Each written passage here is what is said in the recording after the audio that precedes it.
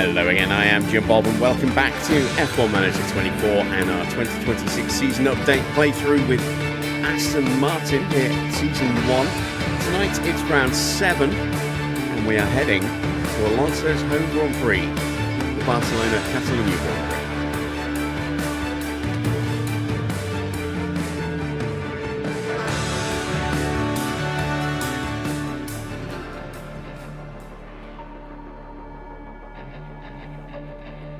Hello again, welcome back to the channel, welcome back to our playthrough here with Aston. We had the lucky cap on last night for the first time and it proved to be quite lucky in some respects. It was not lucky for Lance Stroll.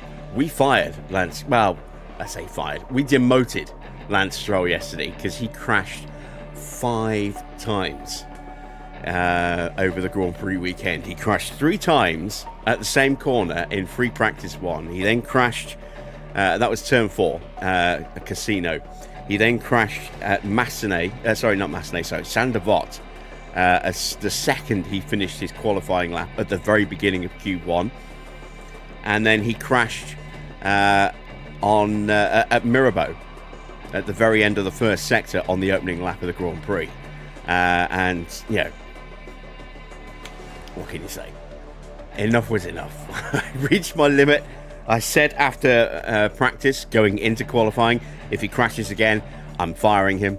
I'm replacing him with Ricciardo.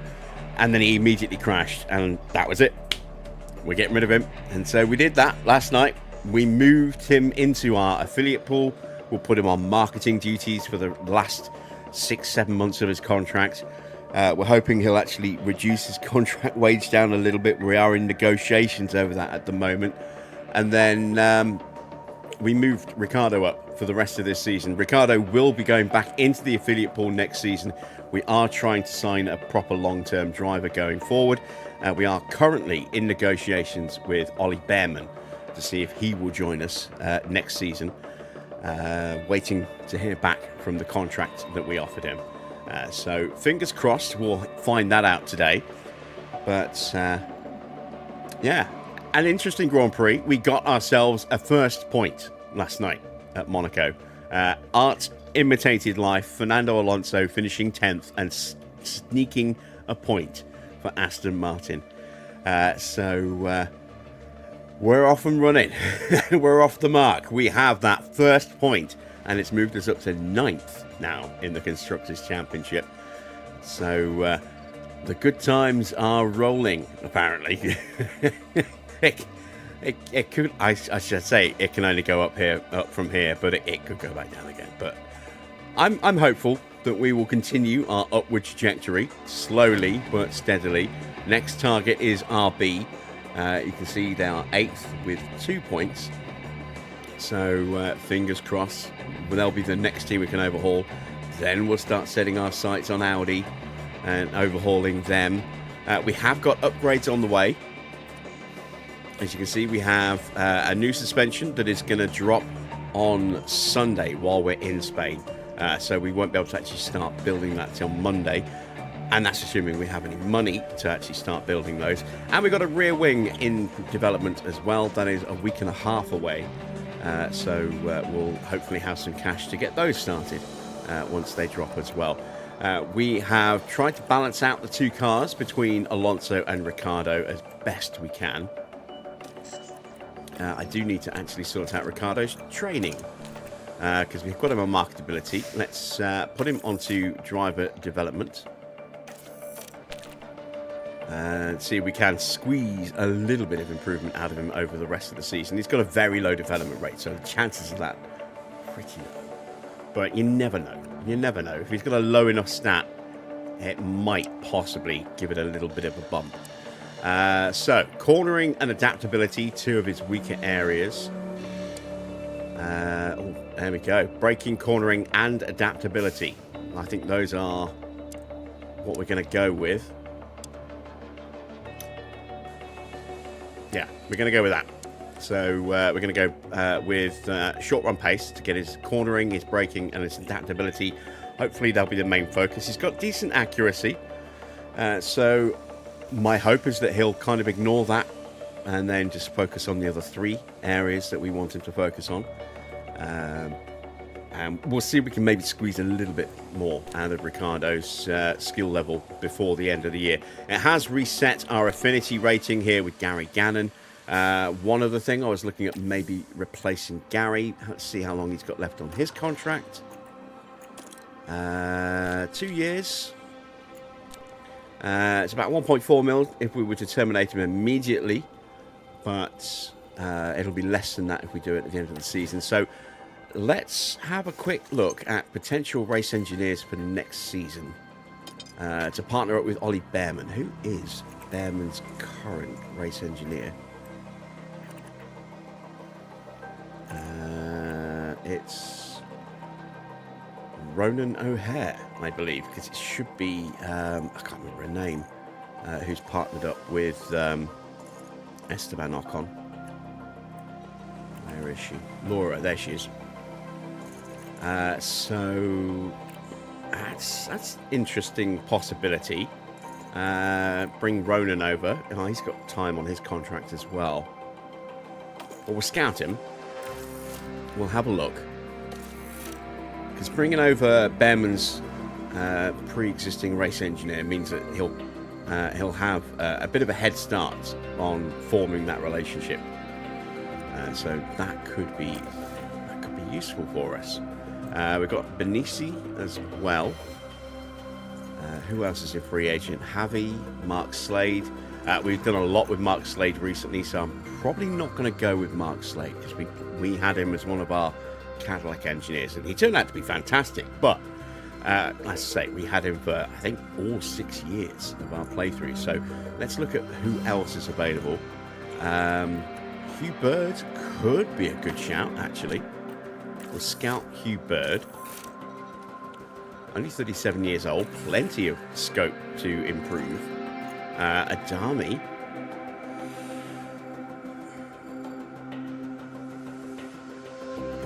I'm not going to go with Adami. I'm not going to go with Javi. Matthias Spinney, potentially. Who else have we got? Chris Cronin, Bjorn Becker, Alex Chan,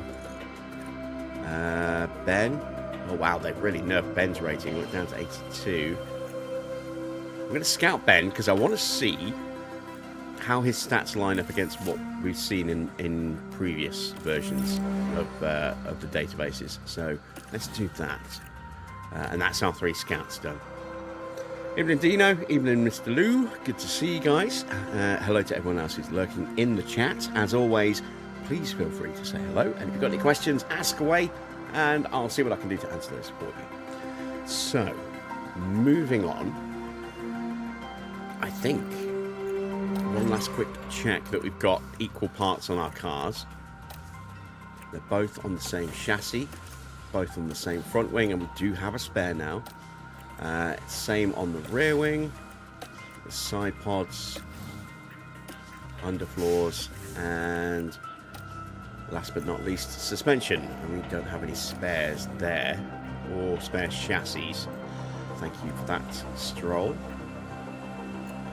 Lovely stuff. All right. Evening, Eric. I think with that, we are ready to progress through to Barcelona. The car, once again, not great. Not great at all. Tyre wear could be a problem here because our tyre wear is really bad. We are so far away from the average here. Bottom of the rankings. Oh, we didn't have a look, did we, yesterday? I forgot to. Well, let's do it now. Let's have a quick comparison against the cars that we're fighting with. So we're fighting with Cadillac. Let's see, first of all, if there's a difference between the two. Valtteri got a slightly better car. I would say yes, he does. Slightly down on tyre wear, but he's got a little bit more dirty air, a little bit more high and low speed, a little bit better acceleration, a little bit more speed. So I would say that is a slightly better car for Valtteri. So let's compare against Fernando. And wow, we are down a lot in speed, despite the fact that we had our first Aduo yesterday and got a nice little boost on our engine. We're still down a fair bit on speed. Now, Cadillac are using Ferrari engines, which are pretty powerful, so maybe not that surprising. We're down a lot in acceleration. We're down 9% and change in straight mode. We are down in low speed performance as well, but we are up in medium and high and dirty air, although not by much. We're down significantly in tyre wear. How's our tyre wear? Only 38%. That is awful. Engine cooling's good. Yeah, so if that's where we are against Cadillac, I think we might struggle against the other teams. Let's have a look at RB. Again, we're down a fair bit of speed. Well, we're down everywhere, look, apart from engine cooling. Tyre wear, look at that. They are up 55% compared to our 38 and a bit. Okay, and let's have a look at Audi. Audi are even quicker. Wow, they're at 320. They're nearly 2 kilometers an hour faster than us. That's a big, big gap. Look at the difference in low speed performance. A full point, full decimal point of change in G-force. That's a huge amount. Same here as well. They are almost exactly 0.1 G ahead of us. 0.099. That's a lot. And they're up a massive amount in the high speed as well. Yeah, we are definitely a long way off Audi at the moment in terms of the car. Maybe our driver combination can do something. We've seen quite a few retirements in previous races where I've gone conservative with the options, and then we've kind of missed out on potential money. Going to be a little bit more aggressive here tonight. We're going to go 18th for Fernando, and we're going to go 20th for Ricardo. Normally we go 20th and 21st. Let's see if we can maybe pull off a nice little result here. And let's go to Spain.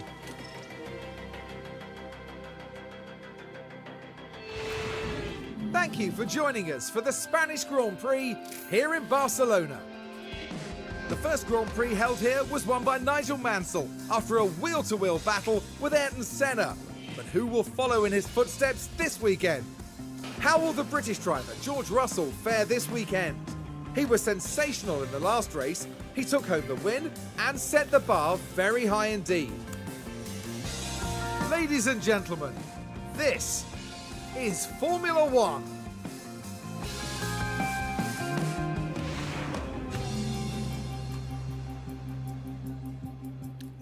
So, weather update for the weekend. We have a dry Friday, rain on Saturday, and heavy rain as well. That could be just in practice, could affect quali. We won't know till we get to quali whether it's going to be wet there. And then it's going to be dry, 25 degrees, warm, not hot is the prediction. But again, we'll see. Tyres do have a tendency to fall apart quite quickly at this circuit, especially when you've got terrible tyre wear like us. So, yeah, I don't know what we're going to do tyre-wise yet. I don't think we're going to go for a 3-stop. I think we are going to 2-stop it, but probably going to have to look at medium, hard, medium. I don't think we can even pull off a soft medium, medium. That might be just a little bit beyond us. Maybe a soft, medium, hard. We'll see. We're going to use hards for first practice and try and get as much of the car work done in this session as we can. Let's swap out our engine, and our ERS will leave in, and gearbox will leave in. Moving over to Stroll's used and abused car that is now driven by Daniel Ricciardo. This is the state of our engines after just 6 rounds. He's messed up 2 engines already. This is the state of our ERS situation. He's already ruined 1 ERS and has taken a big bite out of the next one. And in terms of gearboxes, well, he's ruined 2 gearboxes for us as well. So, yeah, is it any wonder I got rid of Stroll? He cost me so much. He cost me 3 chassis, 3 front wings, and 2 or 3, I can't remember if it was 2 or 3, suspensions last night alone. Not to mention the additional powertrain damage he caused. So, yeah. Can't say I'm sorry to see him go. Let's go with 20 laps of fuel. We probably won't use all of it. And save again for Fernando.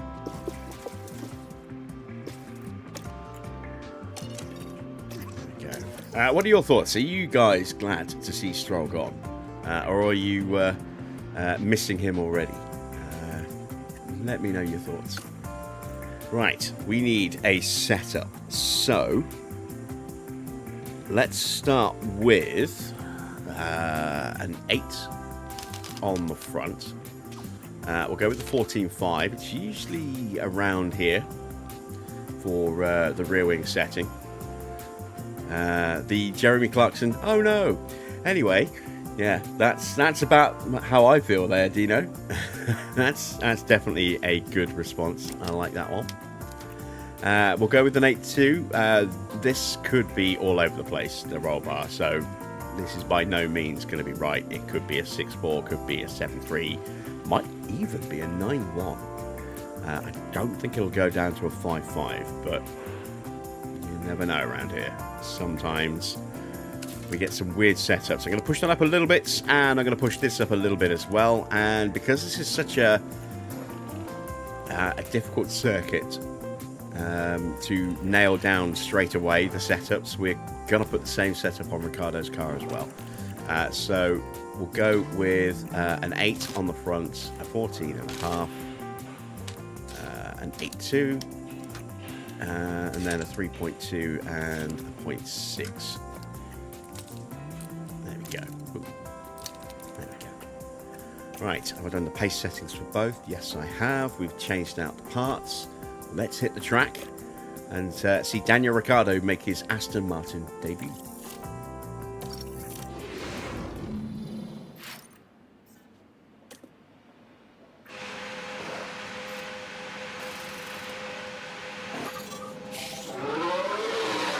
Of course, this does mean we will have a generic helmet, I think, for Ricciardo. And it's yellow. Radio check. It's very yellow. Loud and clear. And it has no sponsors on it, so I know what we need to do. I don't actually know if I have a complete set of... I don't have the complete set of 2026 Better Team helmets from Little Onion. Not yet. I need to re-up my Patreon with him at some point to get the rest of them. But do I have Aston Martin's helmets? Don't know. Let me check my mods into my mod library. Visual mods, helmets, team helmets, Aston Martin team helmet. I don't know which year these are. I don't know if these are the 2026 helmets. They might not be.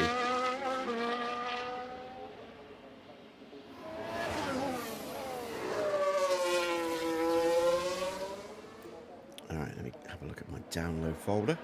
Let me set our drivers to avoid curbs as well. There we go. Do I think Kimi is going to win his 6th Grand Prix in a row this weekend? Okay. I don't know, but I can't wait to find out. It's weird to be this excited for a Spanish Grand Prix because Kimi is breaking records left and right this season. Yeah, I can't wait to see if he does. I really can't wait to see if he does. I think if he does, that's probably game over for George. I think that will cripple, especially if George has another bad race. I think that will cripple George's confidence and probably rule him out. Because if he has a retirement, for example, and Kimi wins, he'll be what, 80, nearly 90 points behind. I mean, it's a big margin, and we've seen gaps like that come down in the past, but To be that far behind this early in the season, though, that would be a real hammer blow to George's ego. Evening, Harvey. So, let me have a look. Helmets. That's the Toyotas.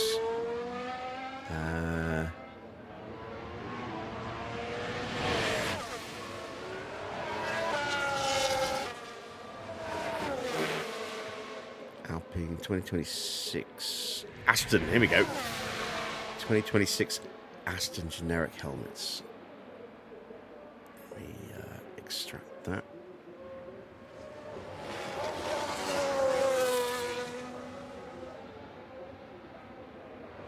Version 1 and version 2.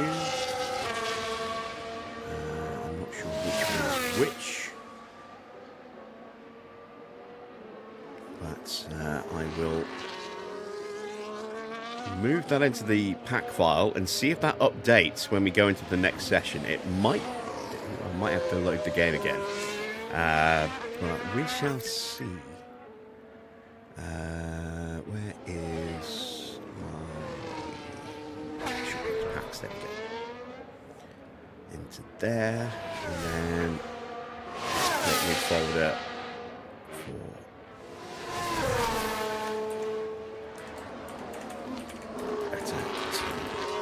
helmets. And paste that folder in there. I'm going to quickly open up a browser as well. Let's speed the drivers up while I'm doing this. There we go. Okay, Sped them up. They instantly said, no, we want to go back to normal speed. There we go. So... Tire temps stabilized or not yet? Not yet, Fernando. That would be my guess. Can't see it at the moment. Where is Little Indian? There is.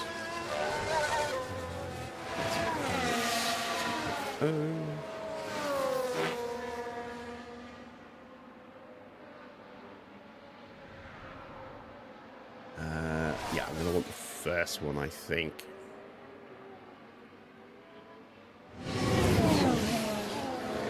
It's hard to tell because they're not actually labelled. So let's go with version 1 and we'll go with car 2.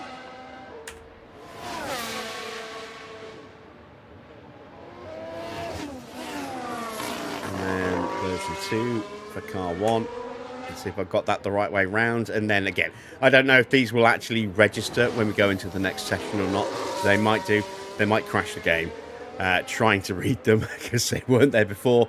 They may just not register at all, and we'll have to reload the game to actually get them to register. We'll see. We'll see what happens on that.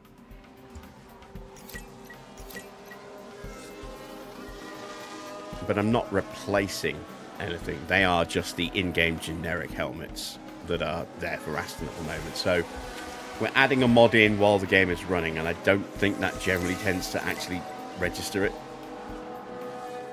But who knows? We'll find out tonight, I guess.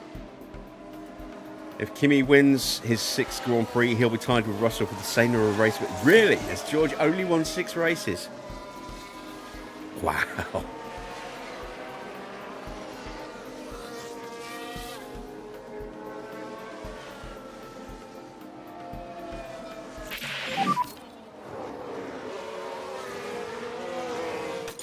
Somehow I thought it was more than that. Very good. Not much more, but I thought it was more than that.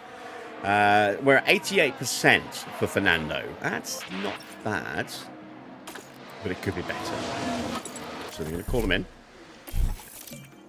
See what Ricardo thinks. How's the balance? 92. That is a little bit better, but again. Everything's pretty stable. Nice one, guys. Yeah, copy that. Let's call in the Honey Badger.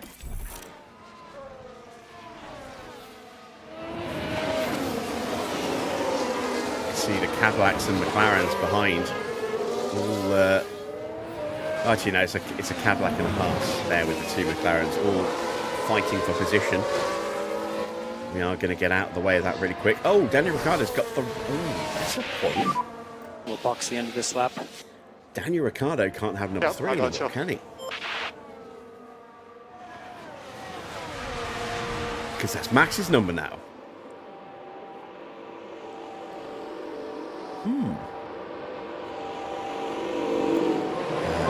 Has he always had number 3? I need to Google this.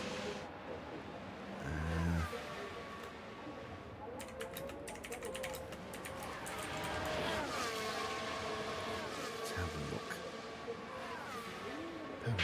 Numbers. Yeah, Daniel Ricciardo's always had number 3 because they introduced it in 2014 and he was on the grid in 2014 using that number. So,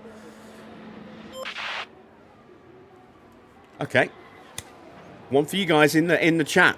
What number shall we give to Daniel Ricciardo? It's currently listed as number 92, which isn't actually officially assigned to anybody, but I don't think that's a good number. So, up to you guys. What number should we give the Honey Badger? I'll pose the question throughout the stream. And if we do reboot the game today, then we'll make sure that we've got that new number on. If not, then it'll be on the car tomorrow. Let's take a look at these setups. What needs to change? We're at 88%. We're going to need to, I think, go up on that. Tempted to go down a little bit on that, but I'm more inclined to go the other way. So let's go the other way here instead then. Let's go down to a 3. Let's maybe leave that where it is for now. Let's dial this back a little bit to there. There. And then we've got a small gap, decent gap, small gap, no change. See how that works. Let's take a look at Ricciardo's setup. 92%. I was hoping it'd be nice and simple, like just move the roll bar and it's pretty much sorted itself out, but it's not going to be that simple. Let's try adding a little bit more. Got to be careful because this is going to move my front wing as well. Again, we're going to go down a bit so I can move the front wing up to an 8.5. Let's pull this back a little bit more. There we go. One click should hopefully keep the rear wing where it was in terms of rating. It has actually slightly moved it across on the line. And then we've got a very small movement here. Okay movement there. Okay movement there. That should add up to about 8%. Maybe bring that in just a touch.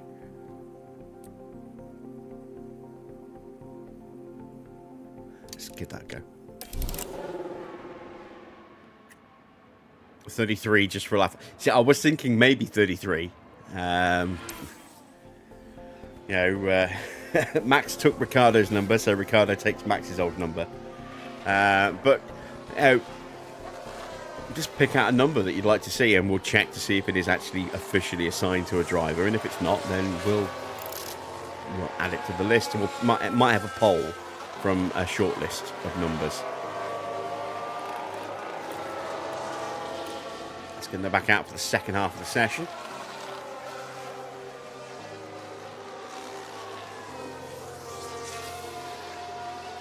Track temperature, look, is pushing up towards 50 degrees. I do think we are going to have to be a little wary of tyre temps in the Grand Prix. Tire temps.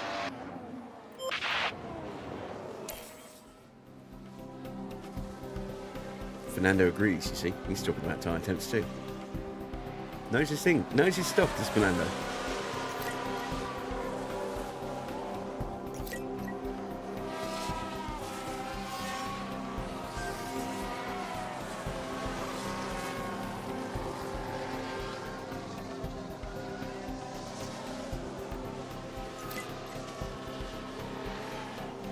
Right, we've got some rookies running. We haven't addressed that yet. Let's have a look. We've got Rovanpera getting yet another run out at Haas. Haas really pushing Rovanpera. I wonder if we sign Behrman, whether they'll promote Rovanpera into that seat.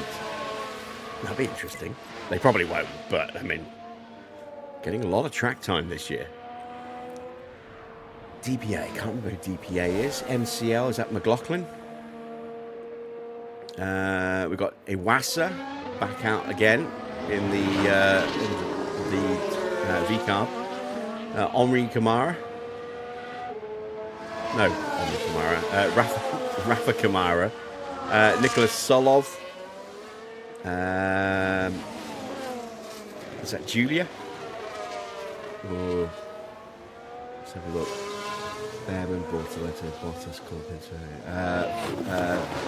Felbermeyer getting a run out for Audi. Let's see if I've named those right. So we've got Rovanpera. Oh, it's DePalo. It is McLaughlin. Iwasa, Kamara, Solov. Giusti. What did I say? It wasn't that. I can't remember what I said now, but it wasn't that. I said Julia, I think, didn't I? Yeah, Giusti. And then, yeah, Felbermeyer. We've got a couple of penalties. Lindblad and Perez going into the Grand Prix. Let's speed them back up again. So we've got number 33. Any other suggestions from anybody as to what number to assign to Daniel Ricciardo, seeing as he can't have number 3 anymore, now that Max has taken number 3? Tire temp.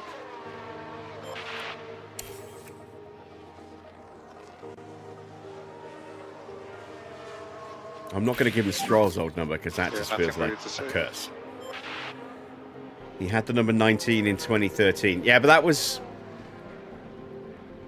back in when car numbers were still, I think, issued out on championship position. And how was the grip and balance? Yeah, I'm happy with that. Yeah, copy that. Number 2. Number 2 is Logan Sargent. So we could give him number 2. Because Logan Sargent's not... He's in the database and he's available, but he's not been on the grid for a couple of years now. So, yeah, we could give him number 2. Have we stayed exactly the same with Fernando and exactly the same with Ricciardo there? I think we have. How have we managed that? We made changes and ended up with no change. That's bizarre.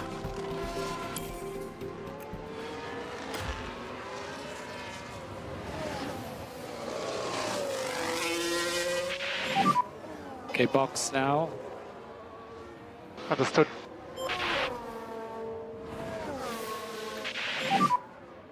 Daniel pit lane. Switch the pit limiter on. Stop on the marks, find pre-start rev, switch off. Number 4. I'm trying to think if number 4 is assigned to someone. Number 4 is Lando. Lando, it still has that number. No, he's only temporarily number 1 because he won the World Championship, but he's still technically number 4. So he can't take number 4.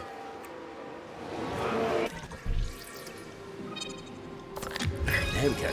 So that is going to go to a 9-1. And now we can bring that in like that, and then bring that like that. Yeah, that should theoretically do it. Number 99. We have assigned number 99, I think, already this season. Or did we? I might be thinking of my 2013 series. Number 99 is Giovinazzi or Sutil, neither of whom have been on the grid for years now. So 99 is available.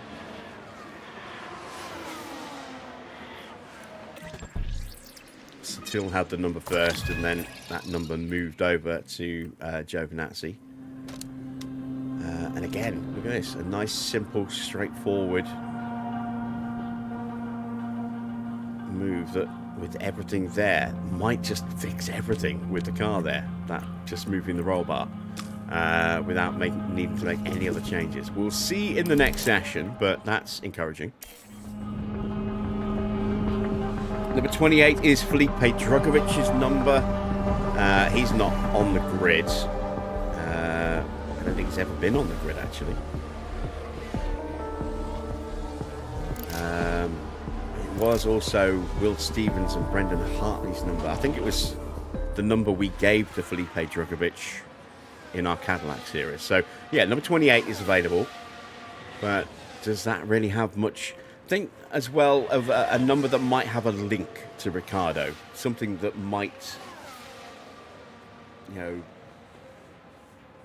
I don't know, something that just feels right. So, and how many letters are in Honey Badger? So you got Honey Badger. We could go 56 for Honey Badger. 5 letters in Honey, 6 in Badger. Is anyone on number 56? No, 56 is a vacant number. So we could go 56.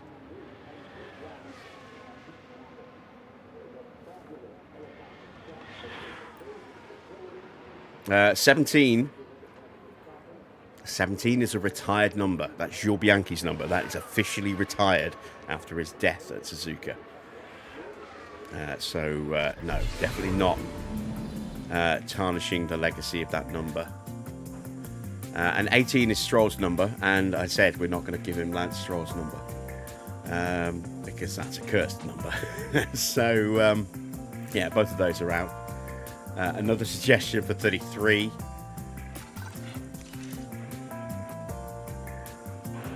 Yeah, I'll put together a little short list as the stream continues, and then we'll stick a poll up and let you guys vote on the number.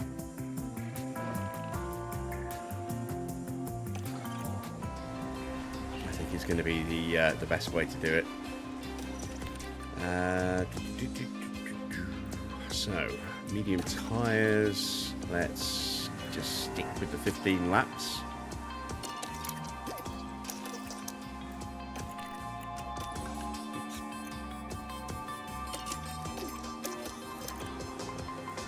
Okay, and let's hit the track. Yeah, when Jules Bianchi had that fatal crash at Suzuka, they officially retired his number.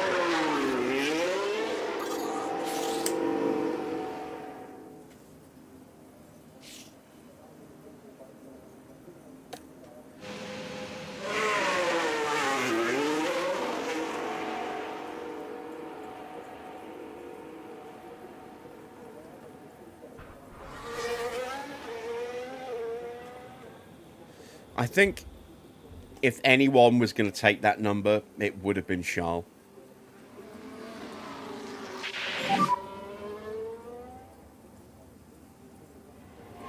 Copy. Given that he was Bianchi's nephew, you know, there's a family link to that number.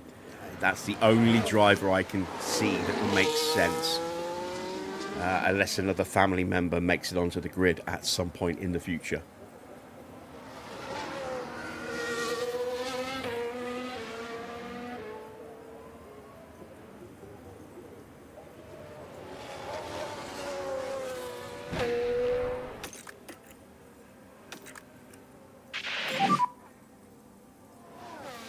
Oh, was he godson? For some reason, I thought he was nephew. I thought Bianchi was his uncle. You might be right on that. Just be careful. But as I say, there is that sort of family link. Okay. You know, even if it is, you know, godson rather than actual blood relation.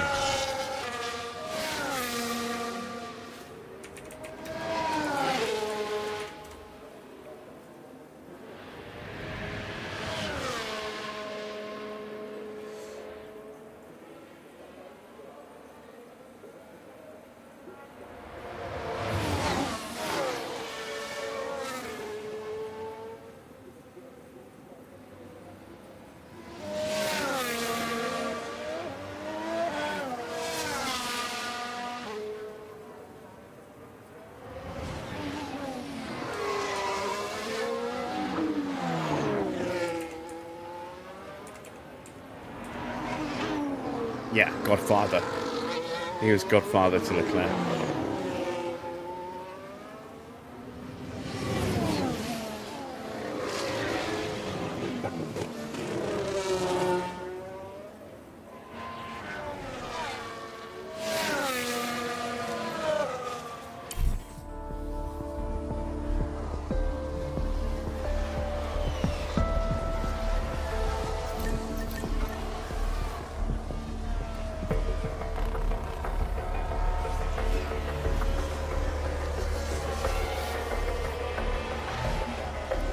Snake.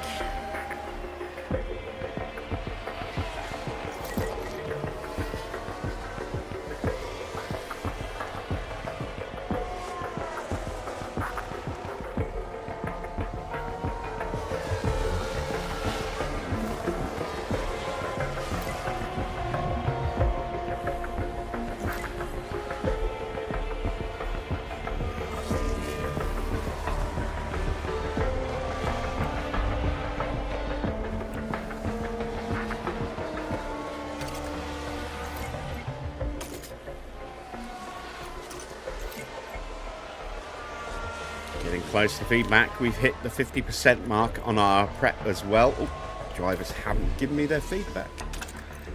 Don't dive into the pits just yet. Stay out a little bit longer. Here's the Mass Effect music.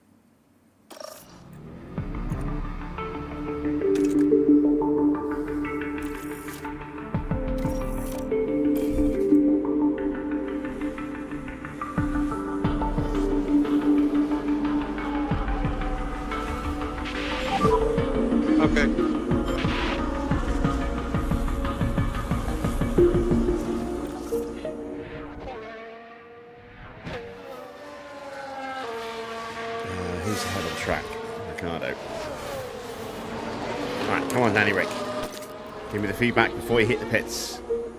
He's going to go right past the pits, isn't he?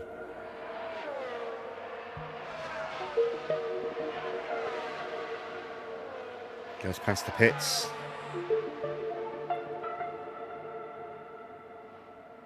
Where feedback?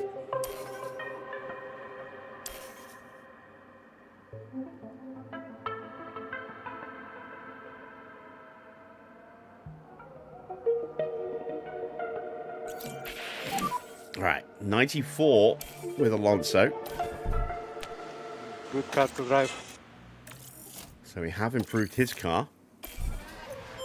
I can get him in the pits.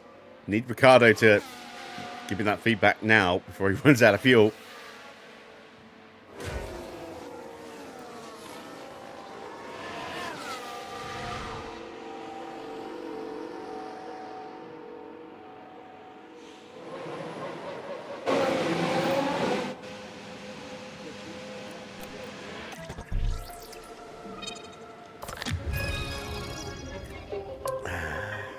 Okay, so I need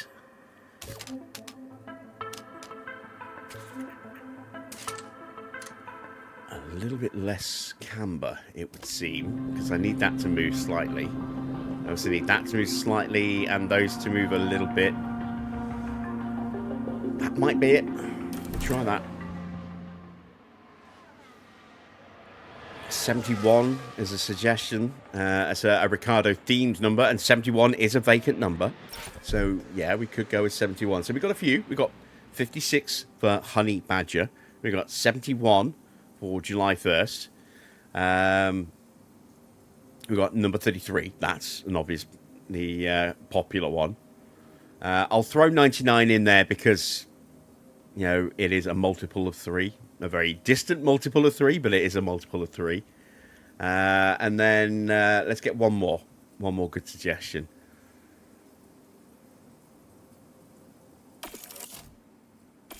And then we'll throw a poll up. Ah, there's the feedback. It's coming in. Ah, we nailed it. Fantastic.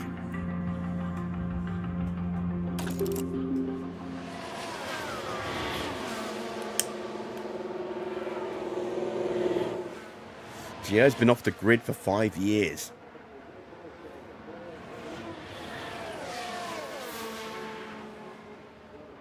Daniel Ricciardo's been off the grid for 2 and he lost his number. So-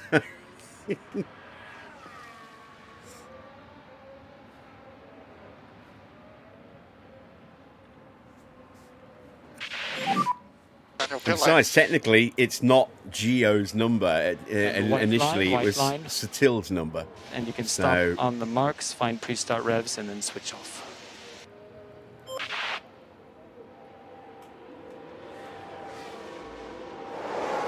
Right, we are done with Danny Rick for practice. We've got our 100% rating, and he should now have 100 overall in prep, which he does.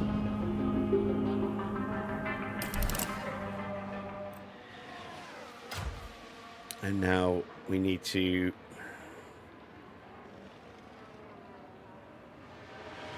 have another run with Alonso to test that little change that we put on his car.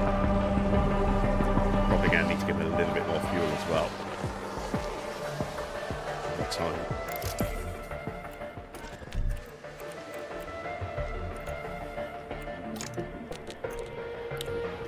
Lap, that's all right. Let's give him 16 laps. That should be enough, I think. Actually, maybe no. Might need 17. Have you reset it back to 15 again? 17. There we go.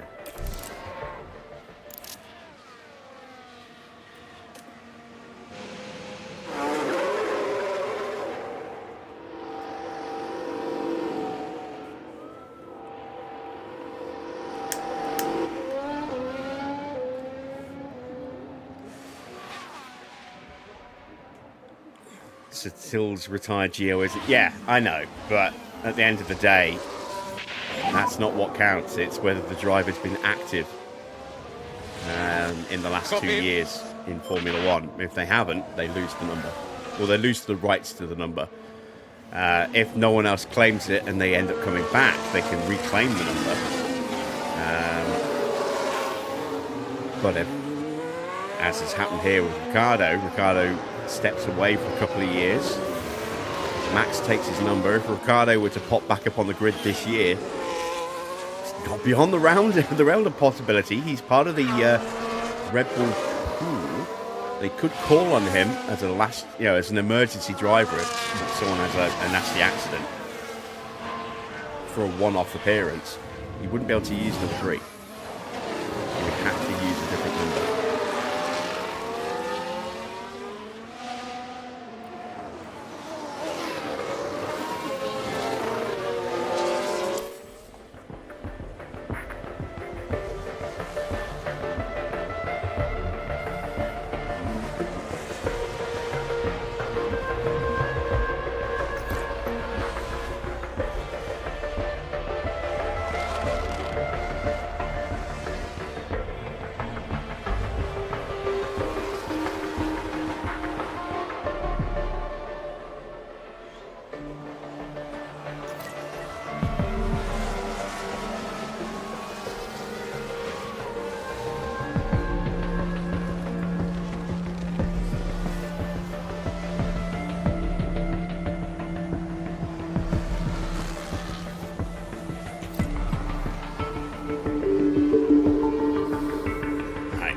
Alonso is pookling around the track. Let's get that pole going, shall we?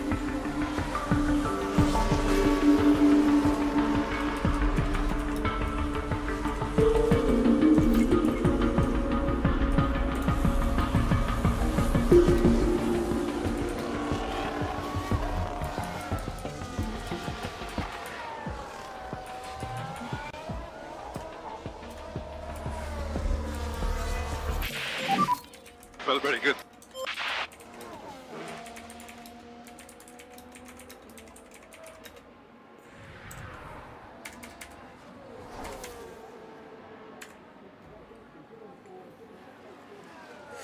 So, we've got number 33, which has probably been the most popular option so far. Number 99. Sorry, Gio fans. Number 56.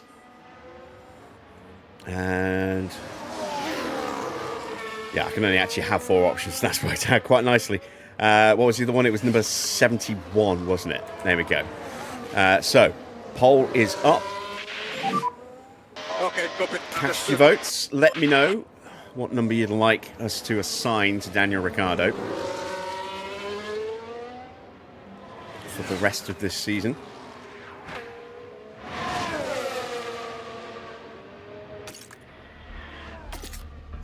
We're at 94% still. How? Again, we've made changes and nothing's happened. Did it just not register the changes? I bet it's done that, hasn't it?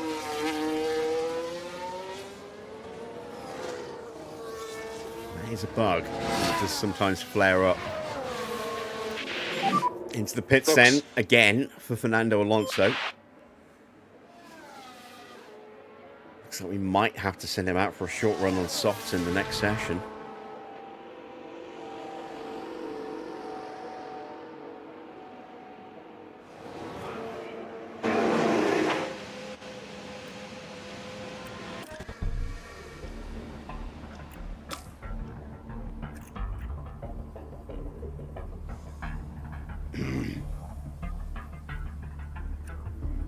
Hasn't worked.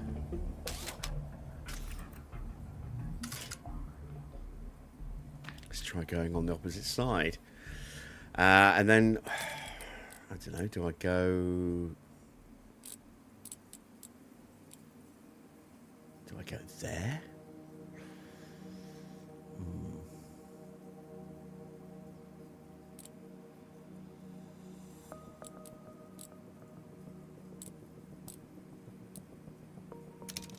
I think I'll go with that.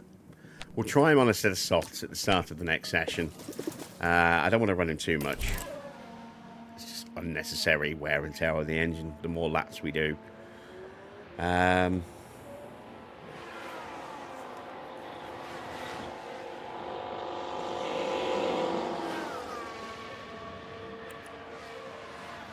we're not sending Ricciardo out. So that's it for us for practice 2. We haven't taken a break yet. It's been almost an hour, just realised. So we'll pop a quick advert break in now. And then we'll whiz through final practice and get ready for quali.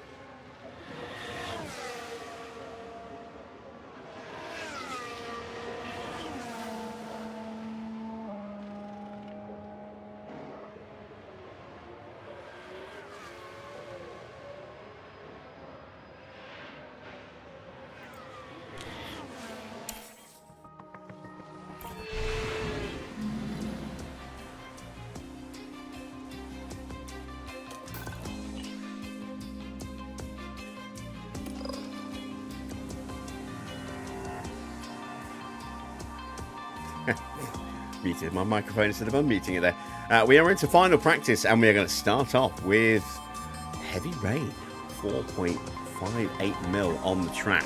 We do need to send out Alonso to test those changes we made to his setup. Again, we'll go with 16 laps of fuel. We're not going to send out Ricciardo at all in this session. No need to. So let's change his car parts now. We'll go with a brand new engine for Daniel for his debut.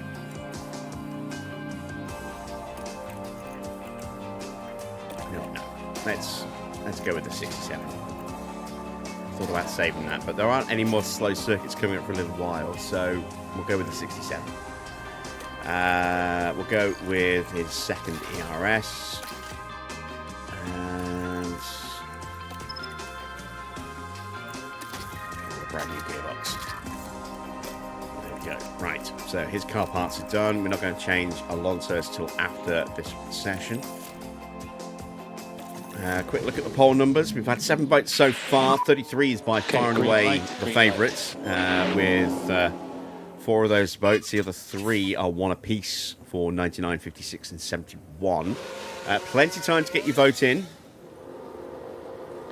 And let's see. I didn't actually pay attention as to whether or not Ricardo has got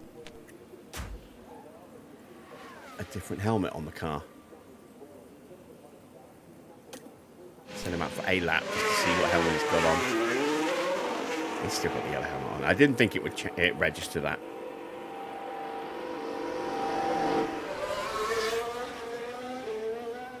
So we'll run the poll until the end of practice, and then we'll reboot the game, put his new number on, and a new helmet as well. So you've got probably 10 minutes to get your vote in. Box at the end of this lap. Understood. If you haven't done so already. Your chance to choose the new number for driver, new driver number for Daniel Ricciardo, because he can't use number 3. That's now used by Max Verstappen. So the 4 options are 33, 99, 56, and 71. Those are the 4 options.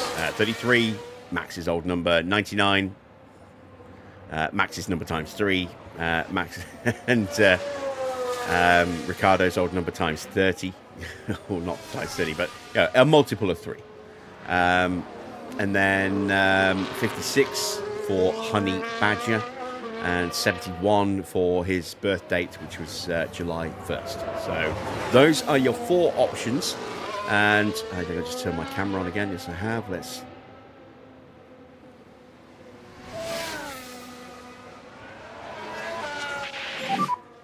Daniel pit lane. Come on, tracking. Turn off. There we go. Just come in slow. Okay. Keep forgetting. Hand signals will adjust the auto track.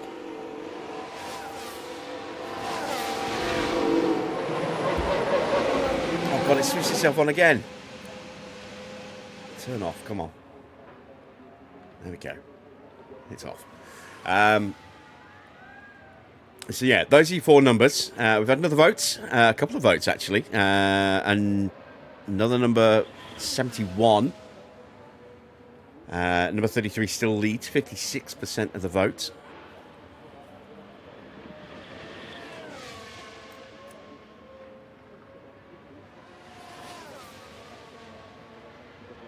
You have until the game is rebooted, which will happen after practice and once we get to the very beginning of qualifying.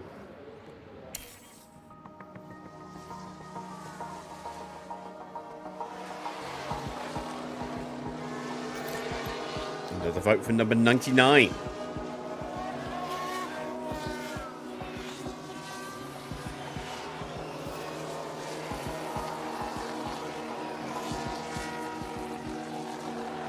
Let's take a look at the weather.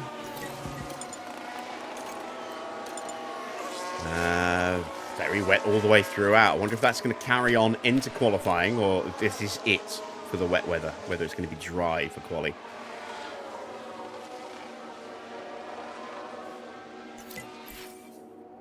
Ooh, yellow flag. Oh, someone's crashed. Multiple cars have crashed. There's a yellow flag now.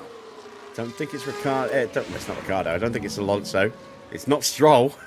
It's definitely not Stroll. It's Norris and Bortoletto. Ugh, that's clumsy for Norris.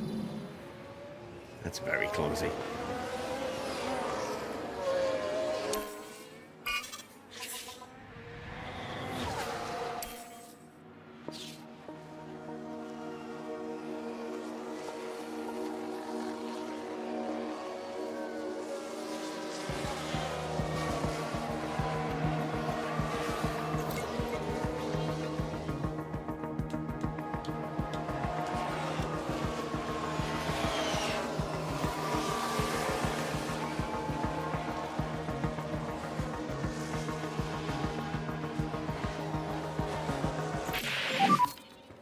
it's still not right. What is wrong with this setup? Why can't I got 1% extra? Good, guys. Please make it obvious now as to what I need to do to nail this setup, because it's starting to frustrate me.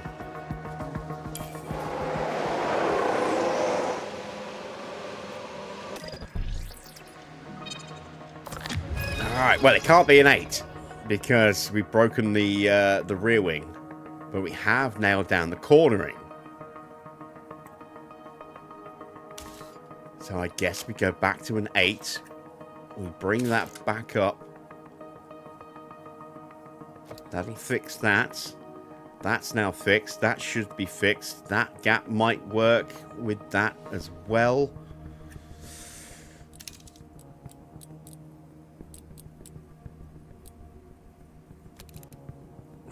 We'll give it a go. In for a penny, in for a pound. Why not? I do want to nail this. I want Alonso to have a 100% setup for his home race. It's going to be a struggle for him today, so we want to give him as many options to at least do something as we can.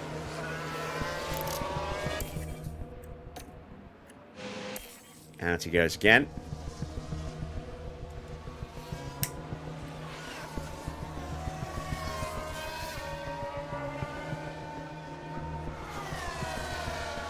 I did not get my deliveries today. I got my groceries, but I didn't get my deliveries behind us today. So hopefully tomorrow. One of them is now very late.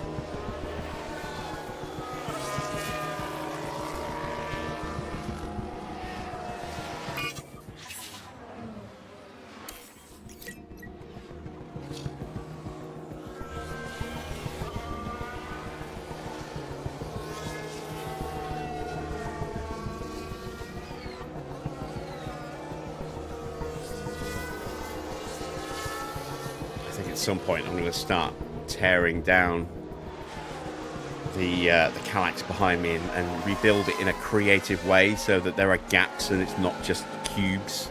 There might be like a double shelf and then a cube either side, or maybe the doubles to one side and 2 cubes, and then maybe stagger it underneath, maybe have some vertical doubles instead for some of the other bits like my Mass Effect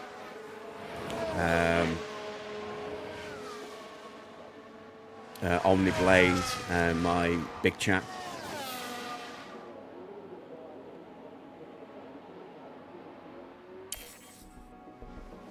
I want to have a nice little area behind me there for the cars.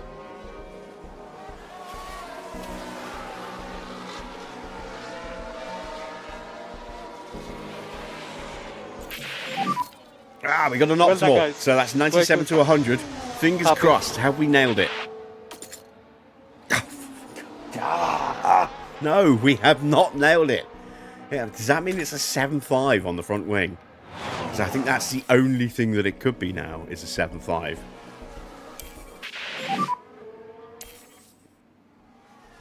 And we don't have time to run again, nor did I particularly want to run again that time. So it's got to be a 7.5. There's nothing left to try that we haven't tried already. I'm amazed. I really did not expect it to go down that low. I don't remember the last time I had a 7.5 rear wing on this circuit. And now I have the quandary of, do I need to move that to a 0.3? Or do I leave it at a 0.25? I hate these situations. Stick or twist? Stick or twist? What do you think, guys? Stick or twist?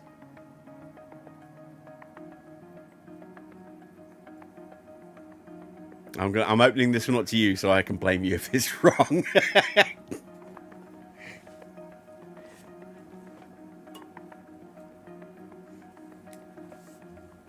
Did we leave it at 0.25? Did we go to a 0.3? I'm inclined to leave it where it is, but I always get these wrong. Whenever it's in a situation like this, I'm always damned if I do, damned if I don't. If I don't move it, I should have done, and if I do move it, I shouldn't have done. So, I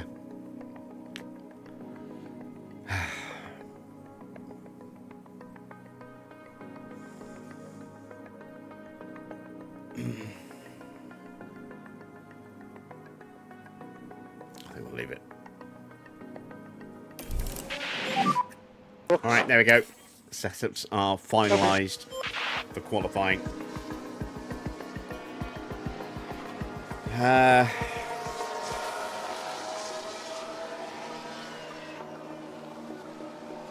Last call.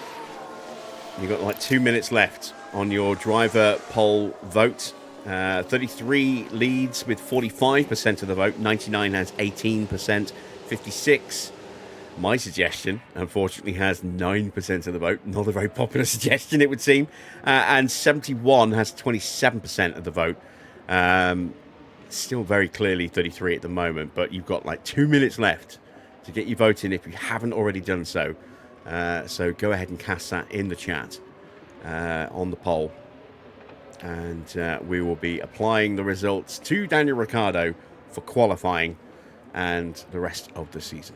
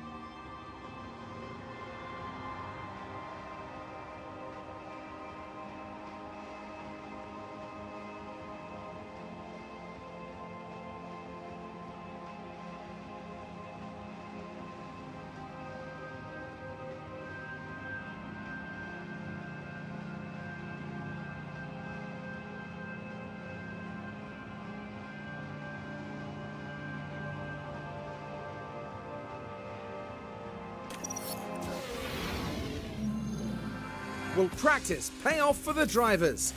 Well, we're about to find out in qualifying. Teams often bring upgrades to Barcelona, so the qualifying order could be a little shaken up. Cars need to be well balanced in both high and low speed corners to set a good lap here.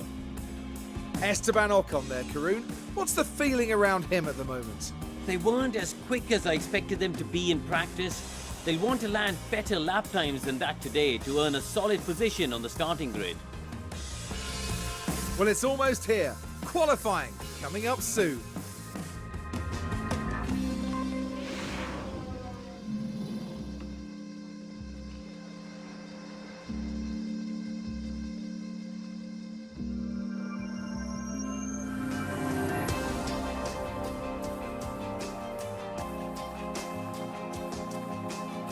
All right, that's it. Poll is complete. Daniel Ricciardo's number for the rest of the year will be number 33.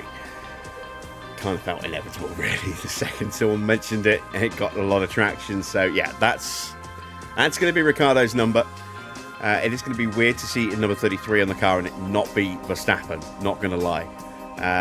But you have spoken, and we will abide by Vox Populi. So, need to make a save. There we go. Overwrite the save. Okay. And I'm going to close the game down so that we can get a new helmet. Let's go onto the database editor. Let's add in the save. Let's find Ricciardo. Let's go to his stats and change driver number to number 33.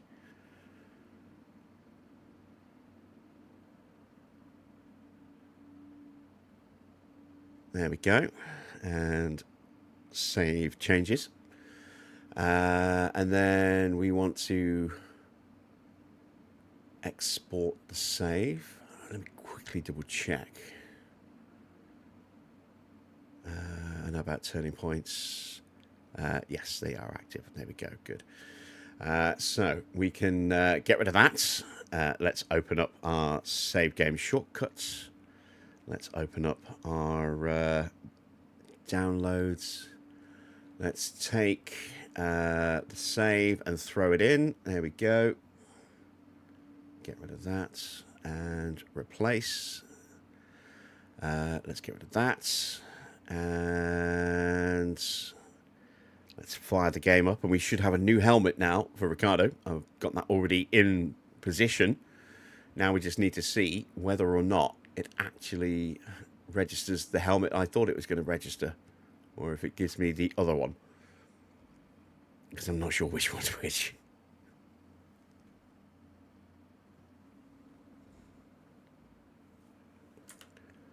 Let's find out, shall we? So we can't hit continue because that's the autosave. We need to actually load the save. There we go. This is the actual numbered save. And now Ricardo will have number 33 on the car. Or should do. We can't actually see his car at the moment. Or the number in the back of the grid. That's Alonso. That's number 14. We need to change Alonso's car parts. We need to give him a better engine. And we need to give him a better rear ice. And a better gearbox. There we go. What is the weather like? I've never actually paid attention. Starting on inters, what's the water level? 1.62 mil, so not heavy rain, but there is definitely rain. We've got an untested setup, and we've got a 100% setup. Let's hit the track and check. I've got the right helmet on Ricardo. It's not the one I wanted. I don't think.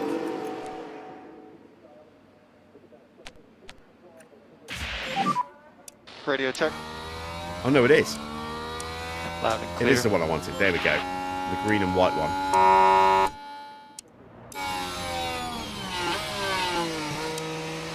As opposed to a very, very dark green. See me now. There we go. A very, very dark green with yellow wings on the side. I suppose we could have gone with that one. That would have kind of tied in with the flames that he likes to run. Let's check his car number.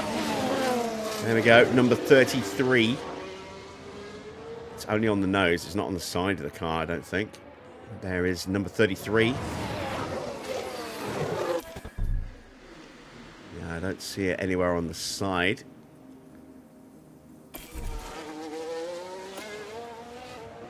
This is one of the Little Onion Better Team Helmets 2026 pack. This is the Aston pack. There are two helmets in that. There's the one that I've got, which is the white and green one, and then the other one, which I took out and is the backup for car 1, is the dark green with very, very dark green with yellow outlines of wings on the side of the helmet.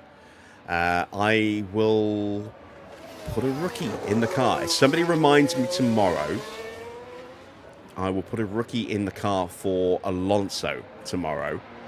And that helmet is keyed to car 1. And then you'll have a direct comparison between the two helmets. And let me know Clear which one of ahead. those you prefer. And we can Charge off. switch those and over load push. if necessary.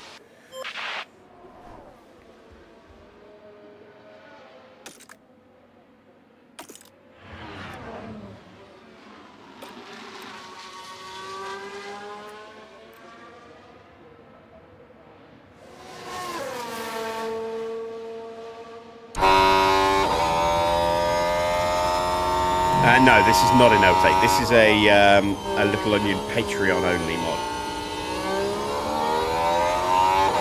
You can buy the full pack without subscribing, I think, for £2. And that's 2 helmets for each team, so 20 helmets total. But they are replacements for the generic helmets. So you'll only see them if you have a driver, if you sign a driver that doesn't have a helmet, like Danny Rick here, or in this situation where you can't use Danny Rick's helmet because it's got the wrong number on it. It's got number 3 on it. Or if you're running a reserve, again, who doesn't have their own helmet. So you'll get 2 in the pack for each team. And each helmet will have, so you have a version 1 helmet and a version 2 helmet. And then each helmet will have the option to go on car 1 or car 2. So you've got to go in and do a little bit of surgery in the files to choose which version you want on which car. An easy way is generally to just go put version 1 on car 1 and version 2 on car 2. But you need to go in and remove the bits that you're not needing, so you don't have the helmet trying to spawn on both cars at the same time, and then the same for the other one. Then you just get weird glitches and potentially crashes. Alright, so Ricciardo's lap wasn't great. 2.6 seconds off the pace, but was that traffic? I didn't notice any, or is that just because the car is really, really bad? I think it might be that. Alonso is fighting with Leclerc through the final turn here. And Alonso is only 2.5 tenths quicker than Ricciardo, so not a bad outing for Ricciardo's first lap back. Copy.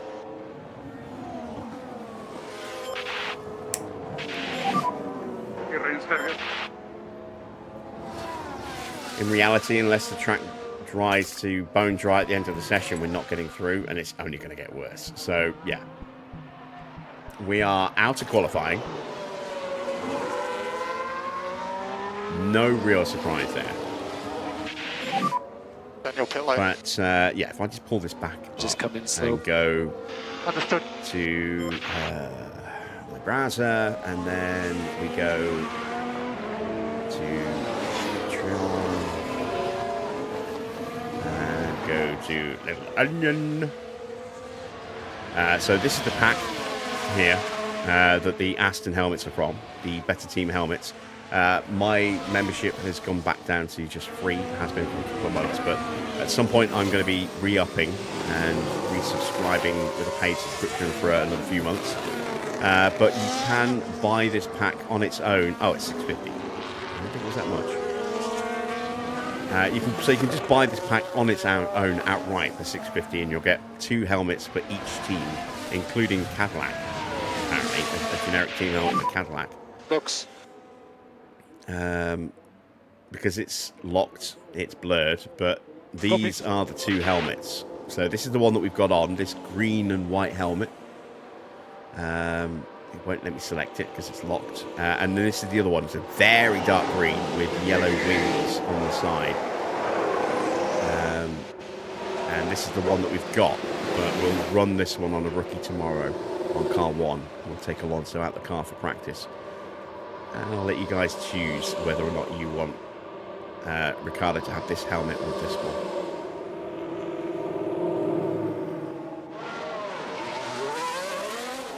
You can be a member from as little as £2 on Little Onions, but I don't think that gets you access to everything. I think it's normally about £8 a month to get full access to Little Onion stuff.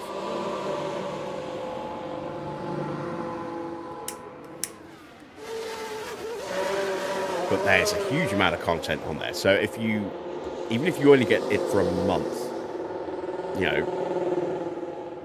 then you're still going to get an absolute ton of content. There's so many different helmet mods, which you've seen me use over the last year or so, and a lot of liveries as well, both as team replacements and as my teams in there as well. So it's a whole host of alternate liveries for an existing team or a complete team replacement, as we saw with the Ford livery that we ran. And there were 2 separate liveries for that. That's Little Onion's work. The Marlboro McLaren that you see me run, that's Little Onion's work. So yeah, there's some really, really good stuff on there. And even if you only are on there, have a 1-month subscription, you'll have access to everything and just download everything.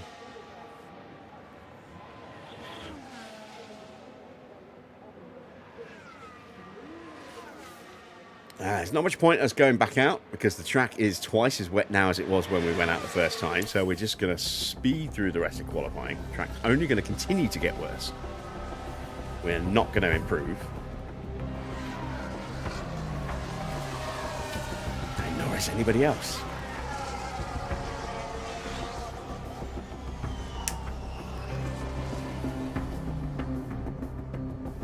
So this is a very uneventful qualifying, unfortunately, because it started quite light with the rain and just got worse and worse and worse. So it was literally a one lap and done situation.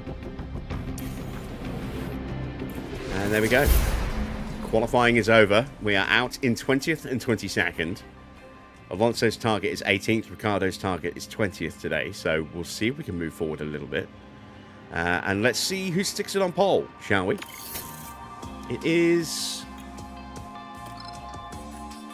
Charles Leclerc. Charles Leclerc takes pole position ahead of George Russell and Lando Norris. Hamilton in 4th. Then it's Antonelli, Verstappen, Hadjar, Piastri, Colapinto and Hulkenberg. So Alpine up there again. Audi in the top 10. And then we've got Behrman, Ocon, Gasly, Albon, Sainz, Lawson, Bortoletto, Lindblad and Perez, and they both have 3-place penalties. So that means Ricciardo will start an extra place higher and maybe potentially even 2 places higher, with Lindblad getting a 3-place penalty as well.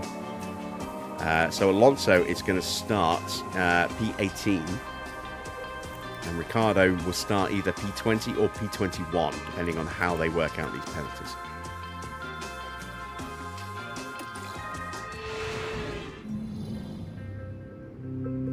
The stage is set here in Barcelona. 66 laps around a track that the drivers know inside and out. Barcelona is a circuit with plenty of history under its belt. It was here, after all, that multiple world champion Max Verstappen secured his very first F1 victory back in 2016. Long straights and medium speed turns dominate here, but there's something else to watch out for at Barcelona. The air currents are strong and unpredictable, and they'll be giving aerodynamic components a real run for their money this weekend. Well, there's nothing quite like it. Welcome along to race day.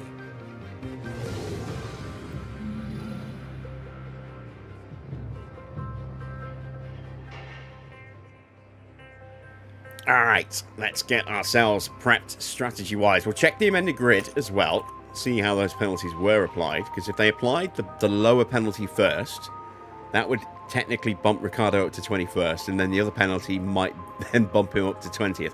I don't think that's how they're going to do it, but we'll see. Oh, it has. Look at that. It has. It did Perez's penalty first, then Lindblad's. So we get bumped up to P20. Very nice. So we're actually in our target positions here at the start. Whether we'll stay there is another matter, but that's where we're going to start. Now we just need to finish there, or preferably higher. So, strategy. That is a bit of a risk, because it gives us no margin to push at all. And if it's not warm enough for us to get away with saving tyres like this, then we're in trouble. So I think what might be better is, if we are going to risk doing that with softs, is that we do it at the end when the sun is out. So I think we need to start on a set of mediums. There we go. I could even maybe start on a set of hards and push the hards at the start. But I'd rather keep the hards in reserve. So let's then go with a set of mediums there as well. Let's stretch that out just a little bit. And then we could go with the hard tyres at the end. We could try and go with softs on save like that. But I mean, it's right on the limit of what Fernando can manage with tyre wear. I think that's a bit of a risk. I really do. I mean, there's a chance we might be able to save a little bit of tyre wear there. Let's see what happens if we put hards in the middle. and then move that a bit. We lose 4 seconds of our race pace. So that is a gamble. It's a real gamble. But I'd be more inclined to perhaps go with this and then have a little bit of flexibility in our strategy. And if we can end up saving a bit of tyre wear here, it opens up the option to maybe go with a set of softs. And we'll have softs if we get a late safety car. So we'll go with that. We'll pencil that in. It is slightly slower, but it's a little bit more durable and gives us a bit more flexibility. Ricardo also is going to need to go on to that. That is an abomination of a strategy there. It really is. Let's go hards like that and mediums like that. And push that up a bit. And take that back a bit. And there we go. Okay. Strategies are chosen. Fuel-wise, we've seen that the cars are not too bad when we're actually fuel saving, but they're not the best when they're not fuel saving fuel, if that makes sense. Although we have got new, more efficient engines in this Grand Prix. We're probably going to get lapped. There's a chance we might get a safety car. I'm going to take 2 laps out and we'll judge it from there. How much fuel is it here? 1.1 kilos. Normally, I think it's about 1.5, 1.6. Again, we're racing with a more efficient formula with these new 2026 engines. So it's only 1.1 kilos. And we are going to go aggressive off the start, see if we can make a position or 2 in the early laps and then cause a bit of a traffic jam, hopefully. Again, 2 laps out, go aggressive, see how we do. And we are prepped and ready. Evening, Wayne. I want to say hello to you. We are prepped. We're going to take a short commercial timeout and then we'll get our Grand Prix underway.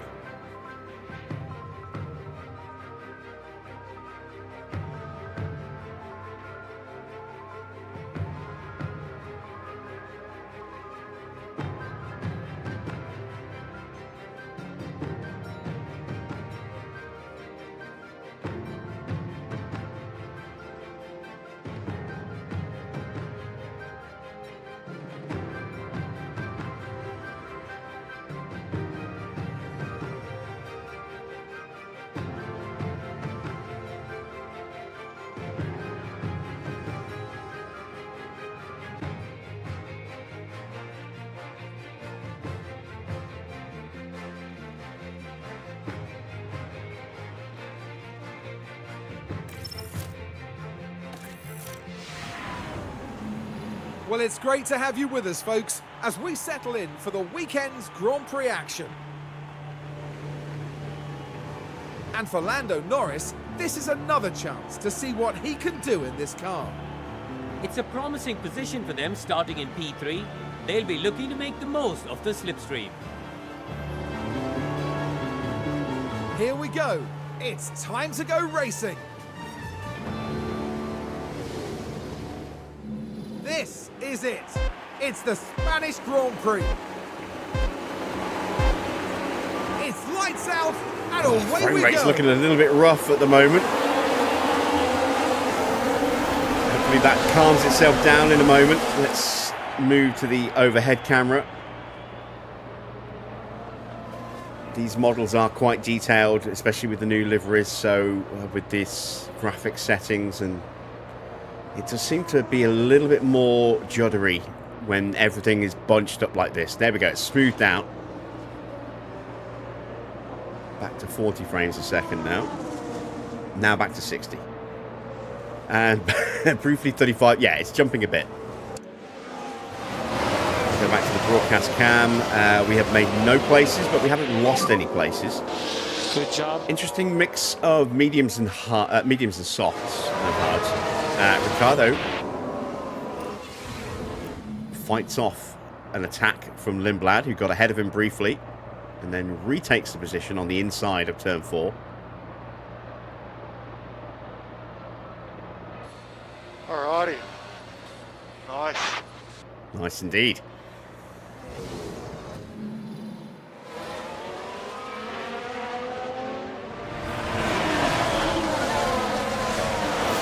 So yeah, we've got Antonelli, Colapinto, Behrman, Sainz, Lawson, Bortoletto. Oops, it's a lockup. It's a lockup for Colapinto. Spoke his name and he immediately went off. Lindblad gets back ahead of us, but we're back to P20 thanks to Colapinto. Now we should be able to take a look here. Right, also so now at at turn P17. 9, that's the location for this one. And the car just locks. And hopefully there's not too much damage to the tyres.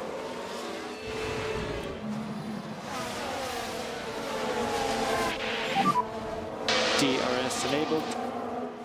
A chance to maybe make a move on Bortoletto here. Also feeling a little feisty, but he's out of battery. So Car behind is yeah, Perez. that's not going to happen. He's 0.5 behind. And I've got to tone the battery. Yeah, the batteries. Tone the tyres down now. Snake bought the helmets for €9. Okay, understood. Good man. Yeah, just remember. In fact, I'm going to actually do this. While we're looking at very juddery graphics.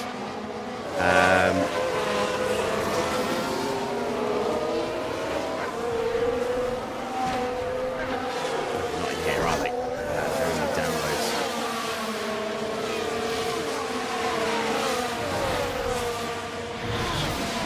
So yeah, for example here, the Aston Martin generic helmets that we're using. Let me just extract this one. You'll get access to all of those. But in here, you'll have your version 1 helmet and your version 2 helmet. The one that we're running is version 2. So version 1... No. We're running version 1 in car 2. And version 2 is the green, dark green with the yellow wings. But if you go into version 1, which is the helmet we're running, in here you'll see that there's an option for car 1 and car 2. You choose which one you want and you delete the other folder. Otherwise, It's okay. both cars will try and run that same helmet at the same time. And then likewise, if you're assigning version 1 to car 1, you then need to go to version 2 and do the opposite there. So if you assign version 1 to car 1, you need to then delete the car 1 folder on version 2 so that it only tries to apply it to car 2. That way you don't get a conflict and nothing screwy happens. And that'd be the same for all of those helmet packs.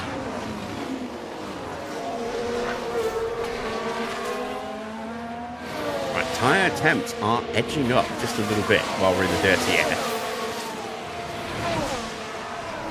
Pushing the fuel isn't going to help any matter, help matters any at all there either. We are getting picked off by Arvid Lindblad. Ricardo is down into P21. Alonso now just about hanging on to P19. No, P18, sorry, but both Lindblad and Perez on their softer tyres are looking feisty. And Ricardo's tyres overheating, but he's having a look. He's having a look. Has to back out of it. 3 into 1. Ridiculous. Does not go. Lindblad gets through. Now this is where Alonso's the RB not happy, and we may hear the GP2 The again. opportunity begging to be taken. Is it a problem if you have the dynamic helmet mod? What, the That helmet sees them extension? move up into 18. No, because this isn't a driver helmet. This is a generic. This replaces the generic helmet that would happen if a driver moves to another team. Then they would normally just get the generic base game helmet, which, as we all know, is shit. Has no sponsors and looks, for the most part, pretty crap. These better team helmets replace those generic helmets. As Alonso gets past Hulkenberg. It's like he made a mistake somewhere while I was talking to the camera. I missed that one. Evening, Daniel. Some driver helmets work in the same principle. So they'll be you'll get a Kimi Antonelli Ferrari helmet. And then you need to choose again whether that goes for car 1 or car 2. If that happens, you will then potentially have an issue. But I think you can still have them installed together because it's a named driver rather than a generic helmet. It's been a little while since I've done that, so you'll have to try it and see what happens. But We have the slowest car on the street. nope. He's complaining. GP2 engine. GP2.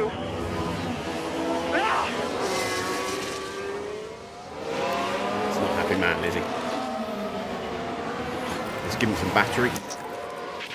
Again, we're kind of fighting against soft tyres at the moment. And in some cases, better cars. This is why Ricciardo's been overtaken by Colapinto. Let's see if we can punch Alonso back through. Or at least line him up for a potential punch back through. Down the main straight.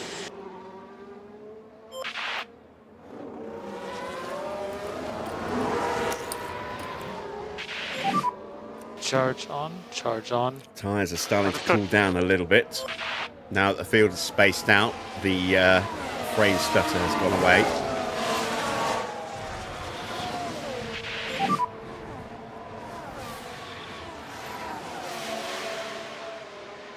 Okay.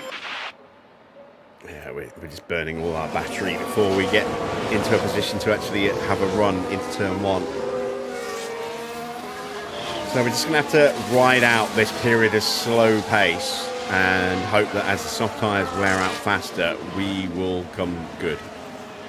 I am going to protect the tyres a little bit Copy. so that we can try and look after this exploit a bit more pace Understood. in 10 laps or so.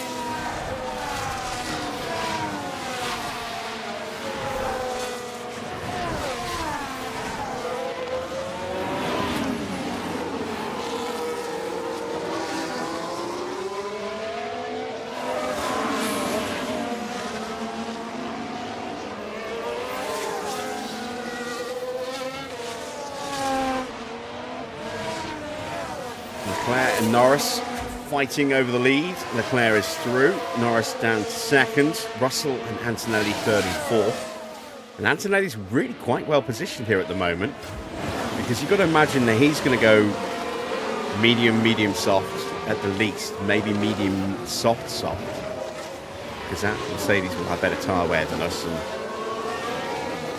that means he's getting his slowest tyre out of the way. It means he could be quite quick here.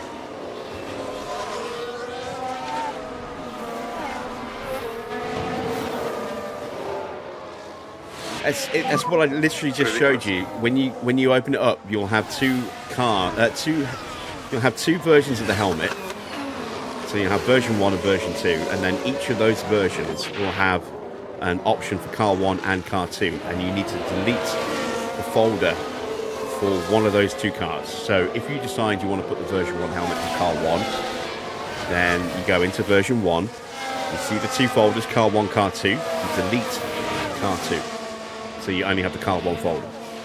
And then you go into version 2 helmet, and because you've already assigned version 1 to car 1, when you open up version 2 and you've got car 1 and car 2, delete car 1 from those two folders, and then you've got version 1 on car 1 and version 2 on car 2.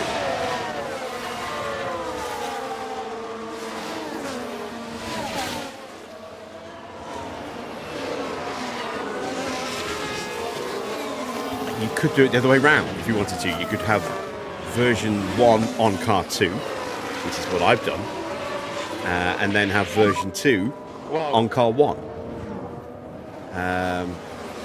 which is again what I've done. So the version 2 helmet I've actually got on assigned to car 1. So if a rookie or somebody who's not Alonso and doesn't have their own helmet gets in the car, in Alonso's car, will see that helmet.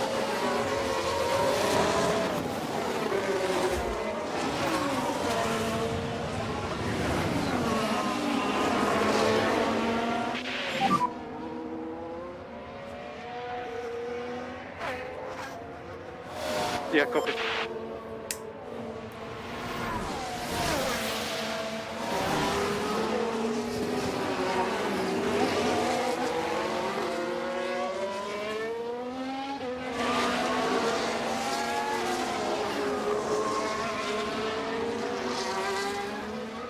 Let's see how quickly our battery burns out here.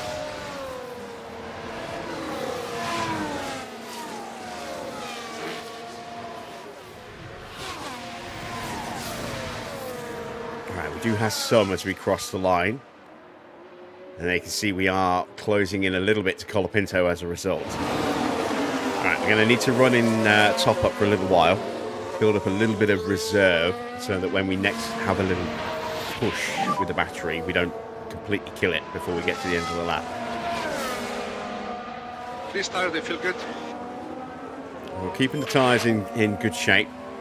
Colapinto's tyres will be in rougher shape than ours because he's been more aggressive with them and he had the big lockup. Hulkenberg, Perez. Hulkenberg, we must have made a mistake because he dropped down a lot of positions. Did he qualify 10th? He did, didn't he? Yeah, he's lost a ton of positions somewhere, whether he's gone wide or locked up, or we're not sure. I missed it, but his tyres will have taken a bit of a hit from that, plus the softs. Perez, Bottas, Lindblad, all on softs, and now Bottas has an issue. I lost the gears 6. Gearbox issues developing for Valtteri, and this is not a great circuit to suffer gearbox issues. It can have quite a detrimental effect on your pace around here in particular, and it's quite a bumpy circuit as well, so if you get a temporary fault, it's really hard to shift it around here. Really hard to shift it. It more than likely will stick around and escalate, so we could be seeing some major gearbox issues with Valtteri later in this Grand Prix.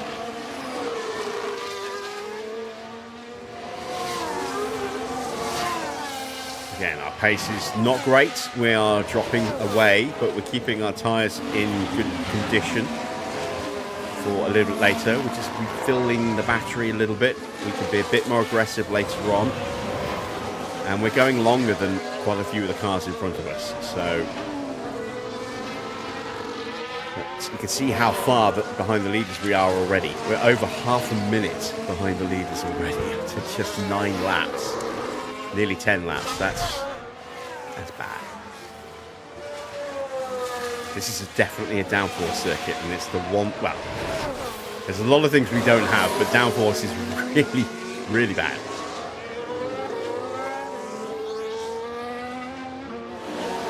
Leclerc and Norris fighting for the lead once again. Leclerc back in front of Norris again.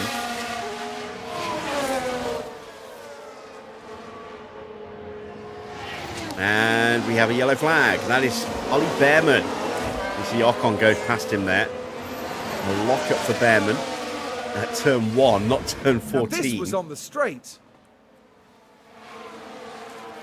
Go to bed, Well, you stewards. could see the You're lockup. drunk. By that point, it was just too late.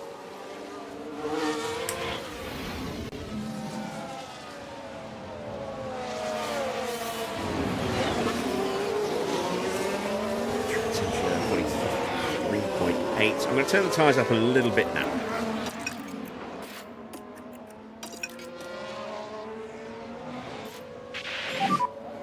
This tire has plenty of life. We can push. I do know that it's going to get warmer, according to this.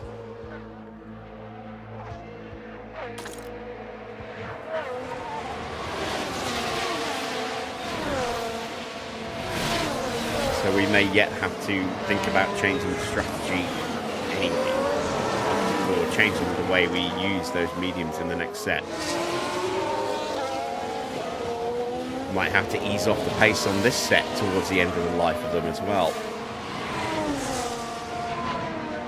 Right, Albon's into the pits already. He's done 11 laps on those tyres, and that's enough for him. That's 3-stop territory.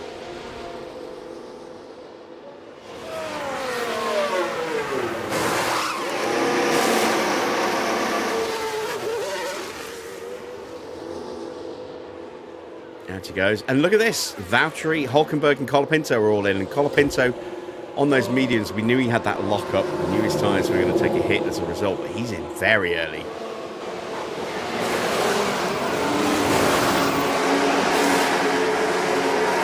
Getting held as other cars come through. There goes Hülkenberg. Valtteri's already out. There he is. Medium tyres for him, for Hülkenberg and for Colapinto. And Albon's gone with another set of softs. I think that's a 3-stop for Albon. It's got to be. Getting some frame lag again. Charles Leclerc into the pits from the lead. This is early.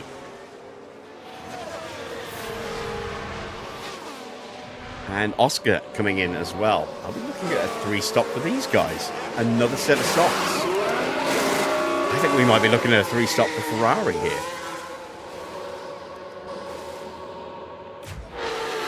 Oscar's gone out on, I think, another set of softs as well. Couldn't see through the arms of the mechanics. Yeah, soft tyres for Oscar. Another potential 3-stop. In comes Gasly. Soft tyres again for him as well. What about Lindblad? Mediums for Lindblad. It's a little early for a 2-stop, and it's a slow stop at that. But we have gained some positions. We are up to 15th and 17th. Because Albon just overtook us. Honestly, I don't think we can do much more. We'll totally catch them up, okay? No, we won't. You lie, Gary Gallen. Ooh, an issue for Gasly. I wasn't quite quick enough to spot that one. Honestly, I don't think we can do much more. Let's just get into a rhythm. Let's start pushing Alonso. Copy. And Ricardo on the batteries. Max and Hadjar both in together. Understood. This could be awkward in the pit lane here.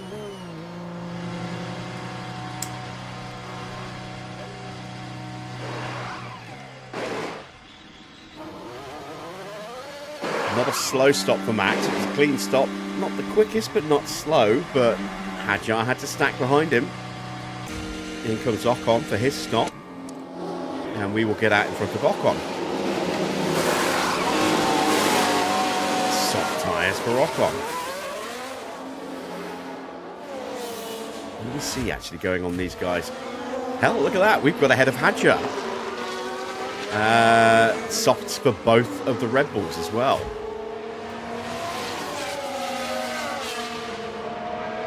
Be nice to get past Perez here before we get jumped by Isaac.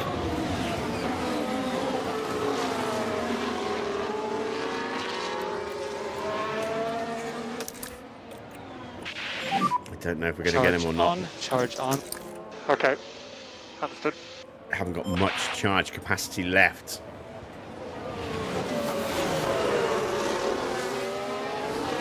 Oh, there we go. The better grip that we've got left on our tyres will prevail. Hamilton and Norris coming in nose to tail into the pits. Let's have a happy Alonso. Come on, give me the yes, bye-bye.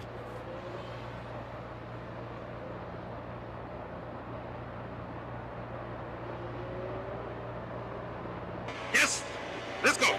That'll loop. That's the second best one.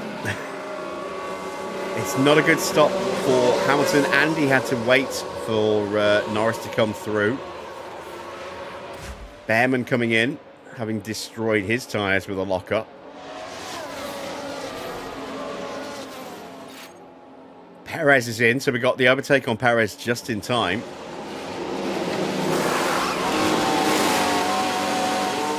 Good stop. Let's see what Cadillac can do.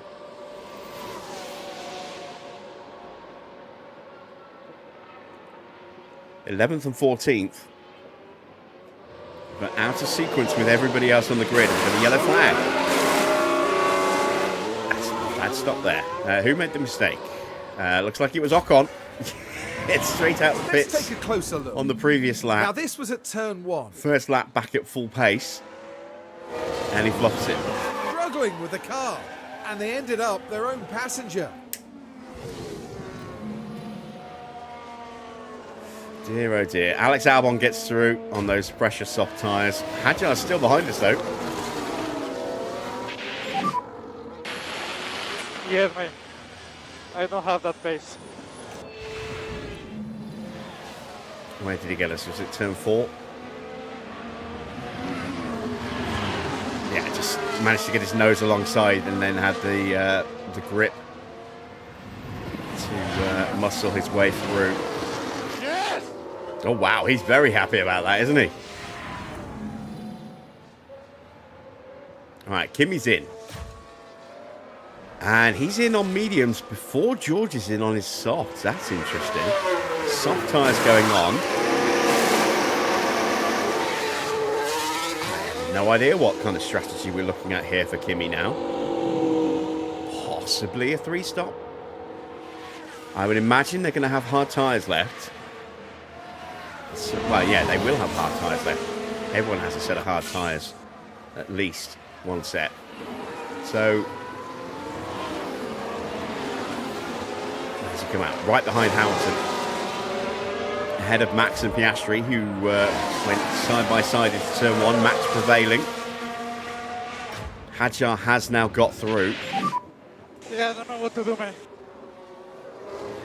That sounded suspiciously like Perez, not Alonso there. And let me guess, this was insane.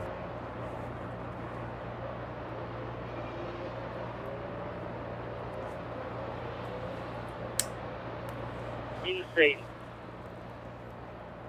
Yep. Insane.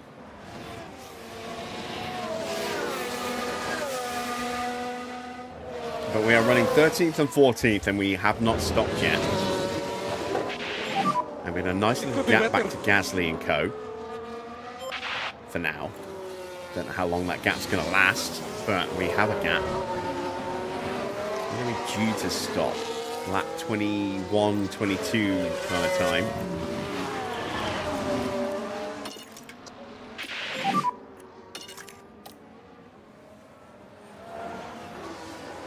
Copy. Try and get the temps down. Squeeze a little bit of temp out of the tyres because the track temperature is going to go up again soon. It's at 39.1 at the moment. Russell leads by 19 seconds from Sainz. Bortoletto boxes. Was up in P4. Sainz currently in P3, having not stopped yet, but is about to be overtaken by Norris and Hamilton.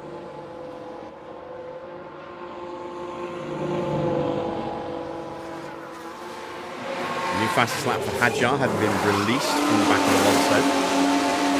Decent stop there. Sainz is still ahead. Hamilton has a look at Norris. And Hamilton gets through. But he's now going to be on the outside line here at turn 5. And now Norris might push through and get past Sainz here. Sainz not letting him through. Making him work hard for it. And there we go. There's the grip and the power of that car coming to the fore. Hamilton next up, and Verstappen's now right there as well. Lawson hasn't stopped yet either. He's up in P8 right now. So there's only 4 cars that haven't stopped. Sainz, Lawson, and our 2 drivers.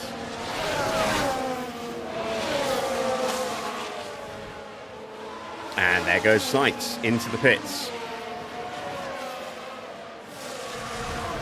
And we might well jump Sainz here.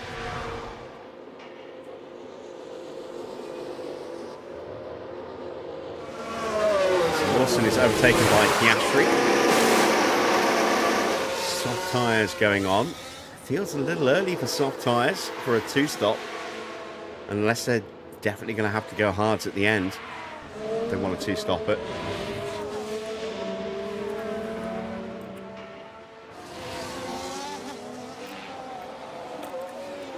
Right, let's unleash a little bit more pace from Fernando.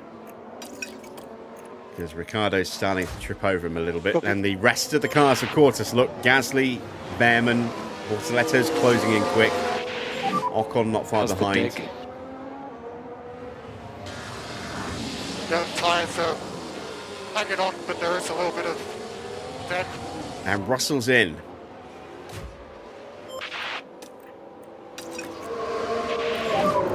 No tyre management required. Let's use it. Set of medium tyres. This is in line with the two-stop here for George.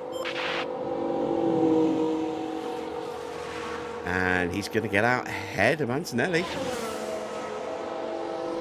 Behind Leclerc, but Leclerc stopped very early. Norris might get him. Norris is going to get him.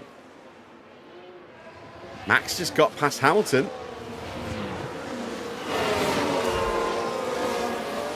Hamilton now down to P5. There's Fernando. And look at him lining up to take a shot at the back of Ricciardo here. Okay. Like a couple laps or sooner than that? Behrman gets through.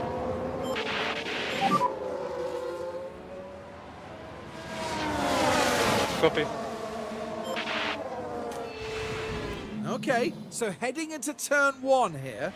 No The audio from opportunity- Ollie.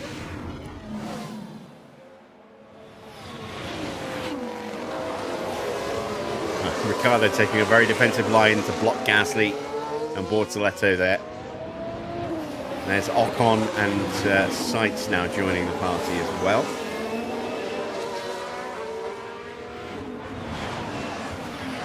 Behrman gets alongside Alonso and can't complete the move. Not yet, anyway. Might get me into turn 10 here. Alonso covers the line, covers the braking zone. Ricciardo can't keep Gasly behind though. And Lawson is into the Management pits. is good. Understood. So now the only cars that haven't stopped I are cannot our push cars. any harder than this.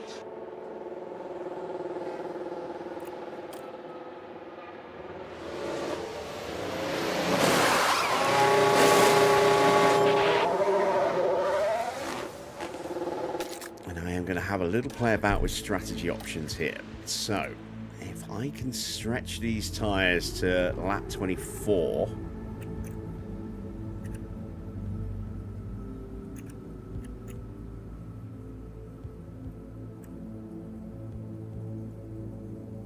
I can do that.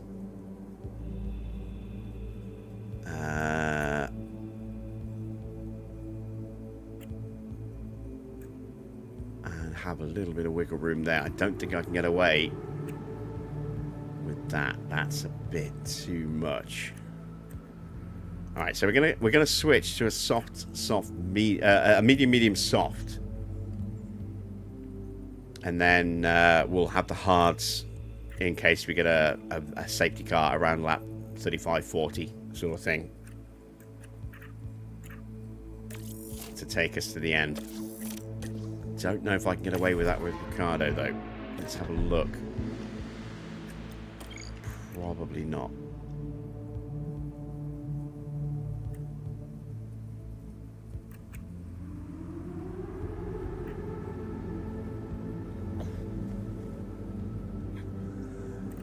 That would be a stretch. I would have to do some tyre saving on that stint.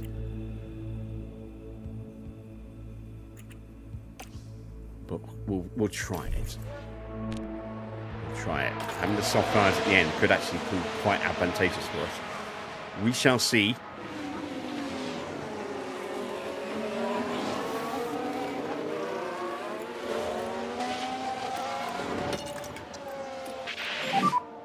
Copy. Just hold back a little bit. Understood.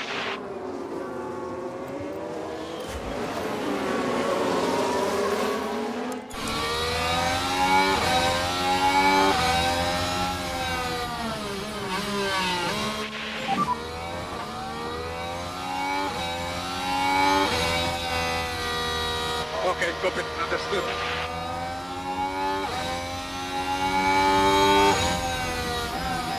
He's got us with the old switcheroo.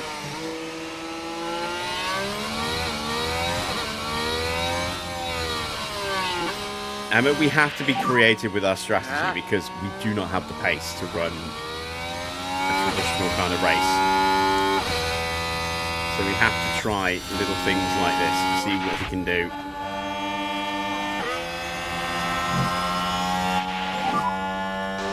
Okay.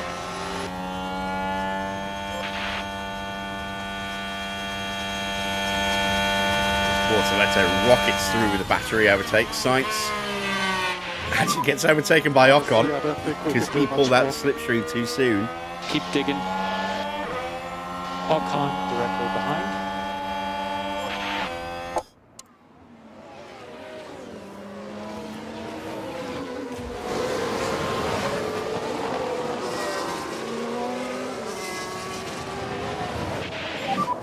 Okay, you're currently P14. A few more laps. We just need to hang on for a few more laps and then we can box. Gap ahead 1.2. Get some Next car fresh behind tyres is on. Ocon.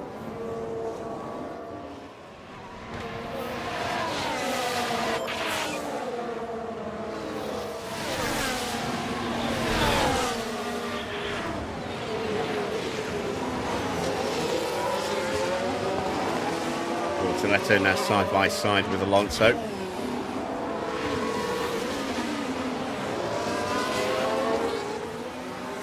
And he puts a couple of wheels into the gravel there. Cost him a little bit of momentum, but he'll probably rocket past us as well.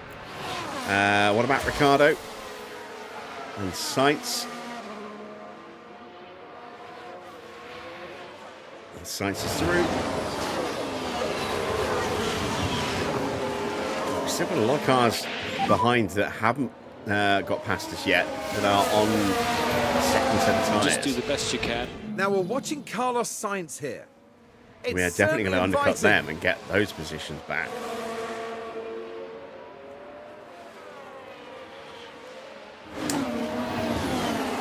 And up into 14th they go.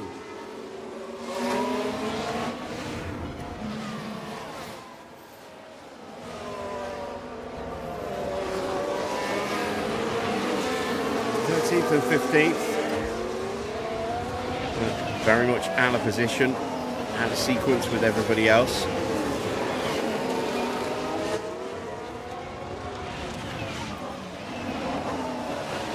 We are going to start getting picked off with sort of gay abandon here by everybody else.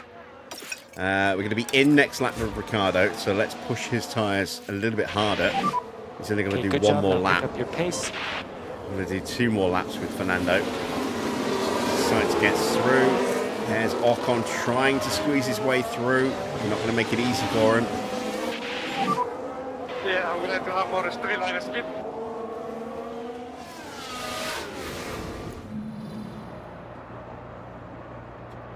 Do we get a whew from Sainz?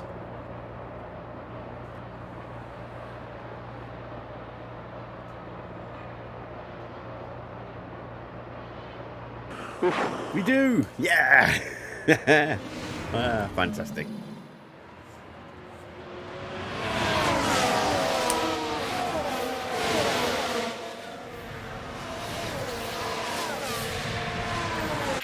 Ocon's in trouble here. Ocon might lose his position. Okay.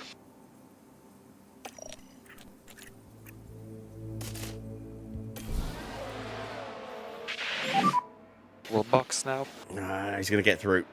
Gasly didn't get a... Yep, box confirmed. So it's Colapinto. Colapinto maybe just didn't have any battery left. In theory, Colapinto should have rocketed past the pair of us there.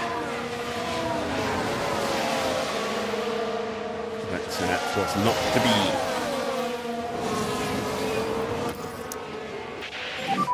be. Charge on. Understood.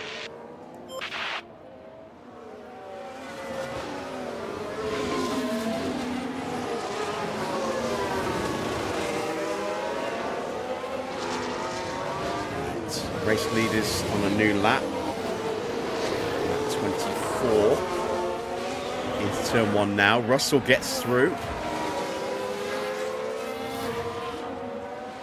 So he is now into the lead. Ricardo doing an excellent job frustrating Colapinto. That's what we like to see.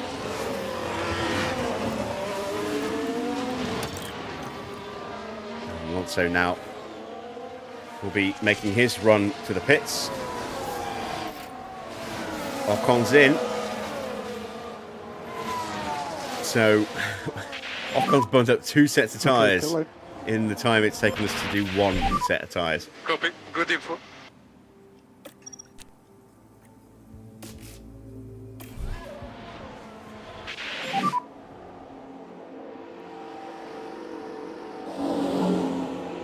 Okay, box.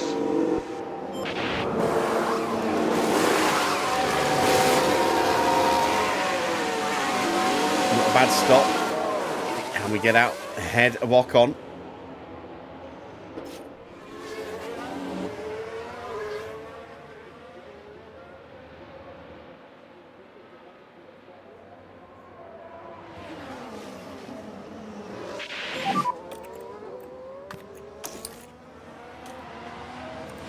Perez 1.1 ahead. kilos around here, wasn't it? So we are just under 2 laps short on fuel, but they can see how close George is now. He's He's 1.2 behind. turn 3 and a bit away from us.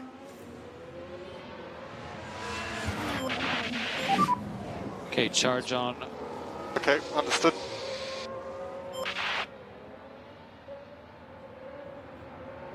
Here comes Alonso, and you know what? I'm going to take a gamble with Alonso here. I'm actually going to go softs.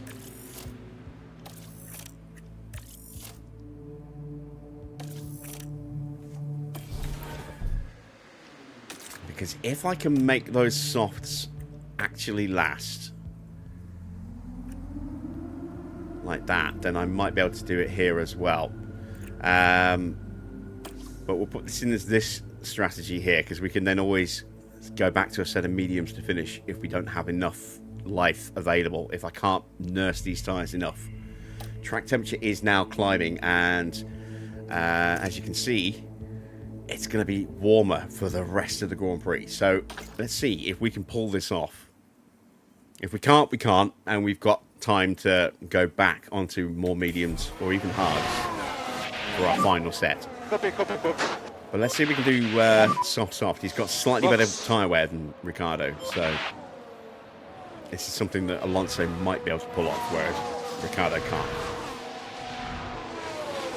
When the car gets better, yeah, this time next year, well, actually, no, Ricciardo won't be here this time next year, but when we get our suspension upgrade and get a bit of an improvement to our tyre wear, hopefully it'll open up more strategy options for Ricciardo. We've got an issue for Max.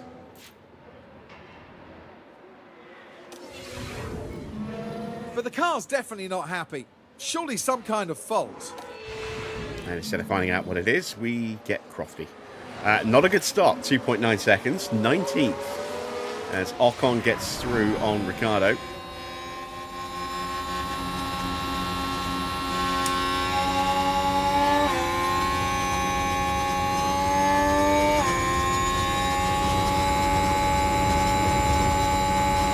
Awesome.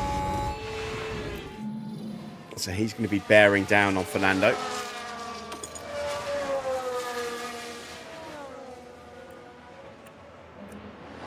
Are those tyres about to switch on?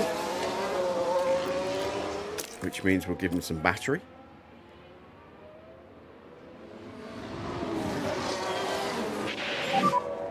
Mode push. Okay.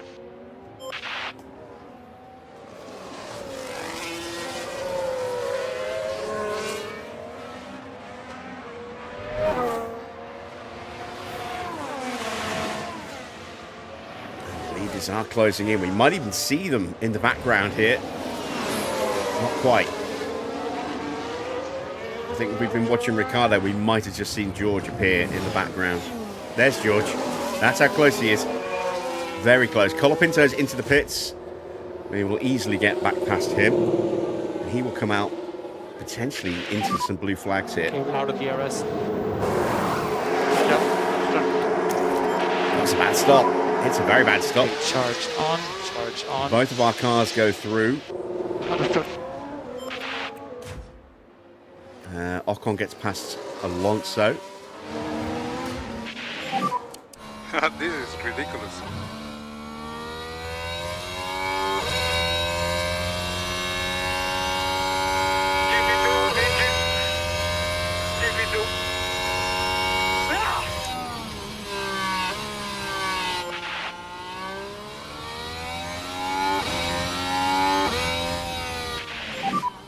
There Okay, good is on Russell tire taps. closing on in.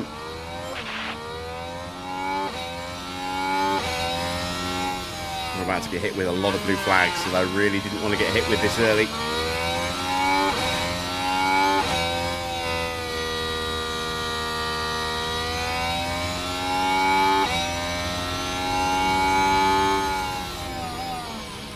Alonso's tyres still not fired up, but they're almost there. 95 degrees is the switch on point for softs.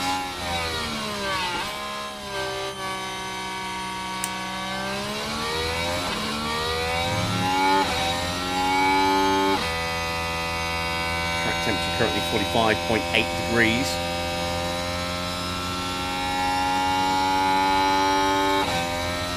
Norris into the pits. Alright, that's going to take a little bit of blue flag pressure off. Once George gets through. Okay, we have the blue for Ricciardo. Hamilton's in as well. We just need to manage a bit more. Understood. It's not the best place to let him through. We lost a bit of time there, but it could have been worse. Colapinto is back on us again. Oh! There goes Colapinto.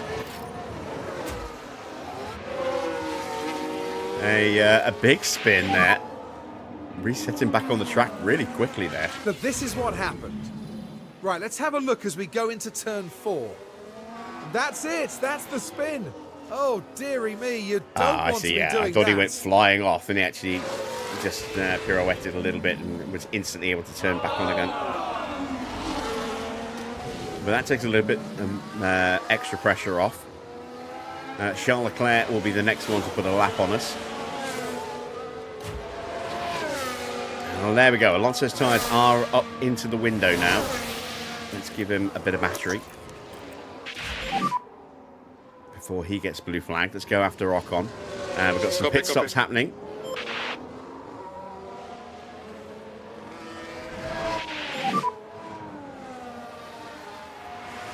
And they're all getting out in front of us. Oh, that's disappointing.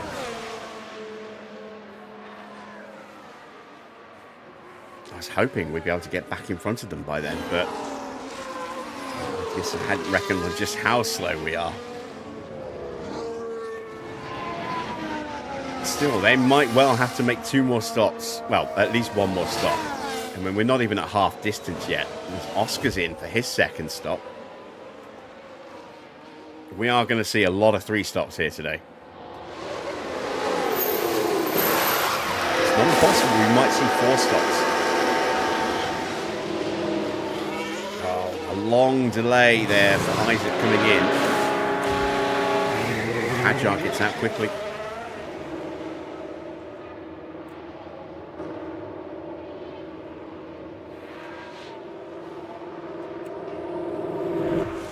Killed Alonso's battery. Let's turn that down again. Sainz goes through. Hadjar out Okay. at P10. Hulkenberg's into the pits. Hulkenberg, we might jump. Or at least we might with Alonso. I'm not so sure about Danny Rick. Maybe, if we're lucky. This will be tight.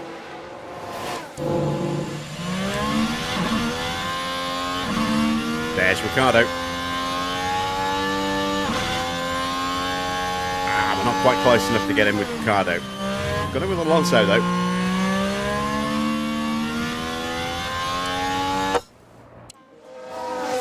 And Charles Leclerc's in, so that's one less blue flag, one less imminent blue flag. Antonelli's the next car up, and he's only just coming into turn 3 now. So we've got a little bit of time before we get blue flagged again. That's good. Through goes Norris, here comes Hamilton.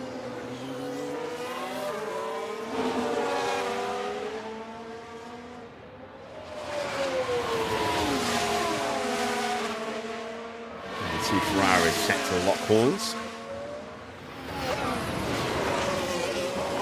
Let's head back to Alonso. George now right there. So let's harvest. Hopefully George will get us here before we start the lap. Copy. There we go. Minimises the impact of letting him through. Valtteri's into the pits. Both of our cars will get through. Okay, understood. Not a bad stop for Valtteri, but not a great stop. We're in P20 and P18. That's a target positions with one more stop to go. Antonelli and Verstappen are in. So again, that takes more pressure off with the blue flags. There goes Kimi, a set of softs. Max going for a set of softs. Again, these guys have to stop again. There's no way they can go the distance on those tyres. We're still not even at half distance yet. We are definitely looking at 3 stops and potentially some 4 stops here. And we're going to try and 2-stop it. Don't know if looking after the tyres is going to be the right call. We just might not have the pace to keep leapfrogging the cars that go back into the pits more often than us, but we'll hope. Maybe I just stick a set of hards on, come in a little bit earlier, stick a set of hards on and go to the end. And then try and be a traffic, a roadblock, a rolling roadblock. As Colapinto closes in on Daniel Ricciardo. This is going to be a straightforward overtake. We can't fight that one off, unfortunately. Perez with a fault now. I'm running out of 1 minute. It won't cause him to retire if his battery fails, but it will slow him down, which is good because he is ahead of us. About 11 seconds ahead of us right now.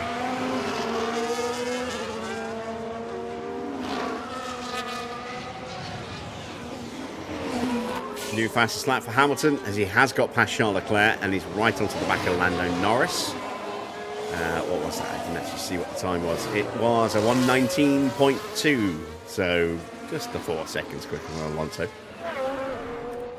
It's nothing. It's a drop in the bucket. Portoletto into the pits. He will stay ahead of us.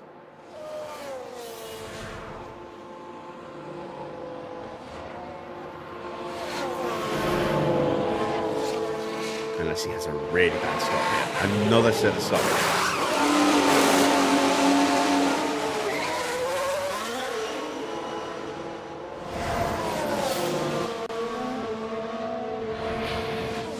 There goes Checo. And here comes Alonso. Ocon, sorry, not Alonso. I think Ocon... Oh no, he hasn't been blue flagged by George yet. He was close.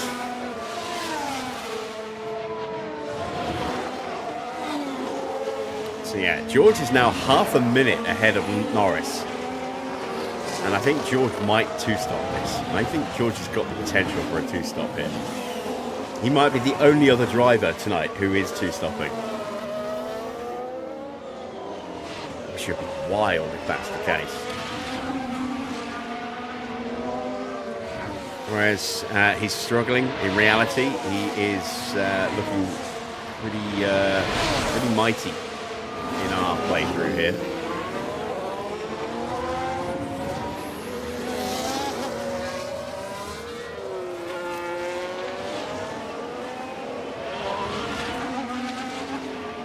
Track temperature now 47.2 degrees.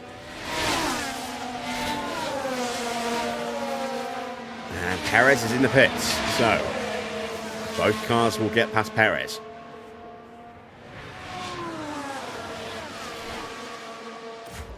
As he slowly trundles into the pits. There goes Fernando. That's P17 now for Fernando. And here comes Danny Rick. Soft tyres going on for Perez. Ricciardo goes through. There he is, disappearing into turn 1. And that, I think, was Valtteri. Yes, it was. Hulkenberg gets through. And we know you got fast, mate.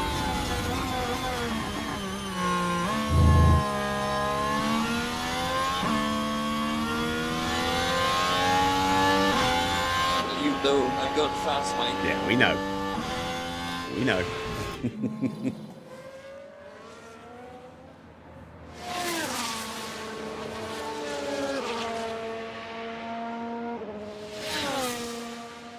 I am, as I say, rethinking the strategy, trying to keep it fluid and react, and so we can react to any situation here. And I am very much thinking about converting to this, coming in around about lap 42 and going to the end. 6 seconds slower, but we'll gain track position, I hope. We'll have more durable tyres that we can maybe even look after a little bit as well. So we'll tentatively go ahead and switch the strategy over now. Let's turn the pace up a little bit.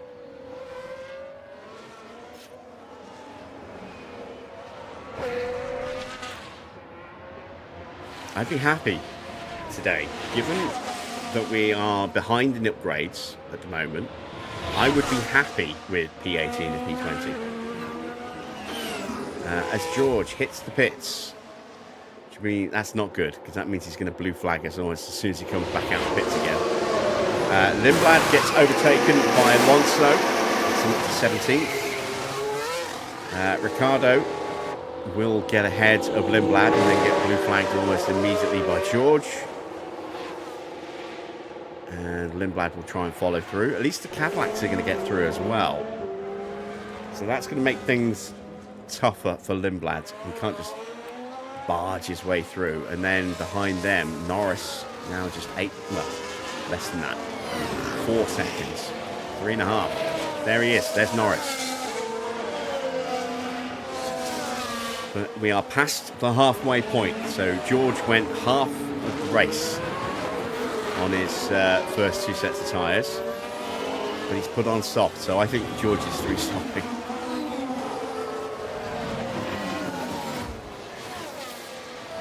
Oh, yellow flag. Someone made a mistake. Isaac Hadjar with a lock of turn 1. You can take a look now. It's the Red Bull driver. All good at this point. And there's the lockup. Now they did leave it very late. Maybe his car was a little unsettled with the rear wing closing in the braking zone like that. Who knows? But, he made a mistake. Doesn't help us particularly. He's up in 8th place and a long way ahead of us, but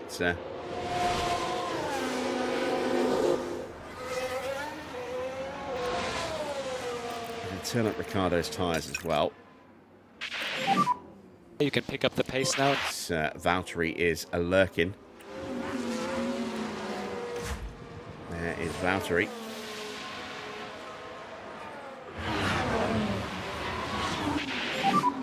How are the tires holding up? Any issues with them? So far, so good. I say we can give Ricciardo that little bit of extra grip now. It's not going to help that much, but hopefully it'll help enough. Back to Alonso. Going to need to do a bit more fuel saving. At some point, we've barely saved any fuel at all, have we? About maybe 0.4 kilos since the start of the race. Not much at all. In comes Liam Lawson Alonso should get through on Lawson. Well, might get through on Lawson. Ricciardo will not. Soft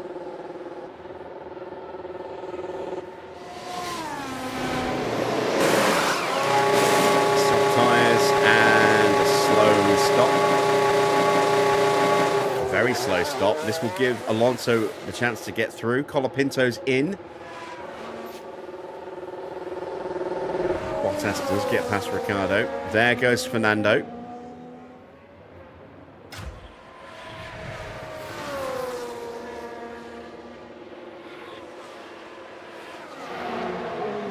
And Ricciardo gets through as well. Where is Colapinto? He's only just left the pits now. Wow. How bad was that start? Or were we watching someone else's? No, we were watching Lindblad's stop, weren't we?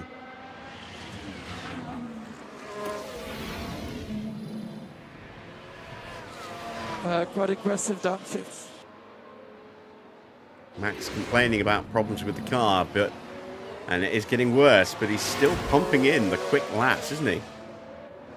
Fighting with Piastri. I'm going to leave these guys to it briefly. I'm going to nip to the fridge, grab a drink. Hopefully nothing happens while I'm gone for 20 seconds.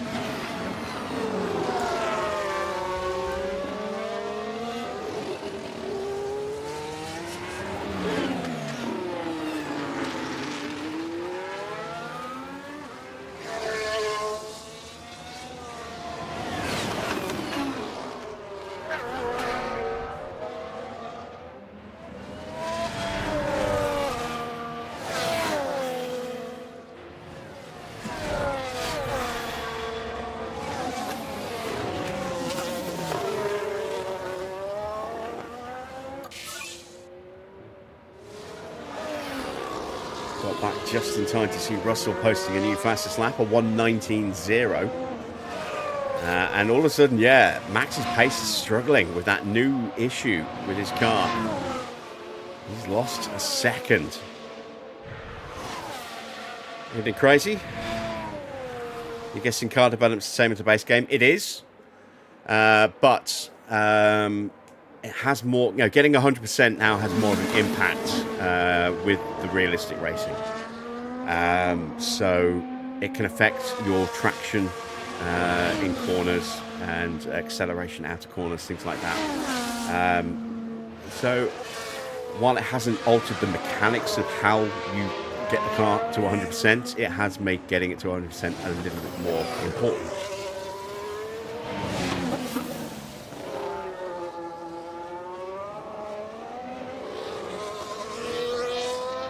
Not getting the wings lined up properly, for example, so not getting optimal wing setup can have an impact on your speed and your drag. Do I have the generic Cadillac helmets? I got the ones that come with the mod. So this is Perez's Cadillac helmet, complete with the TWG AI logo on the top. But that's very much Checo's actual helmet. And then same for Valtteri. We've got Valtteri's Cadillac helmet as well. So they're not generic Cadillac helmets. There are those in that pack that you've got now, Snake. But these are the actual driver helmets for Valtteri and Checo. And they come with the mod, with the 2026 mod. Let's see what happened there. Now, this is where the RB driver's involved. But I think they might decide to be give it a tied to go. the car rather than the driver.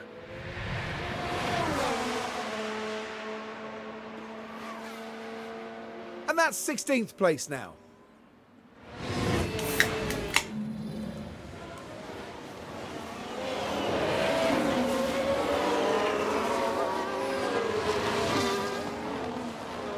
I don't have the Better Team Helmets 2026 Cadillac generics. They hadn't been released when my membership lapsed.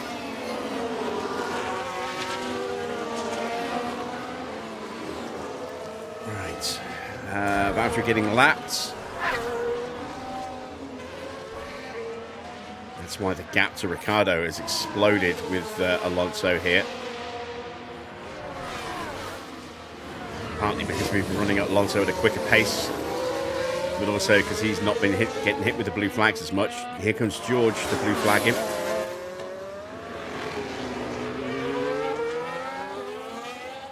And through he goes.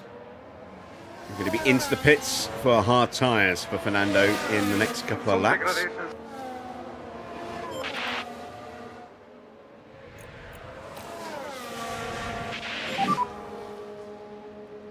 And we're going to do the same with Ricciardo. Copy. Let's start pushing him and put him out on hards. Let's just put our head down.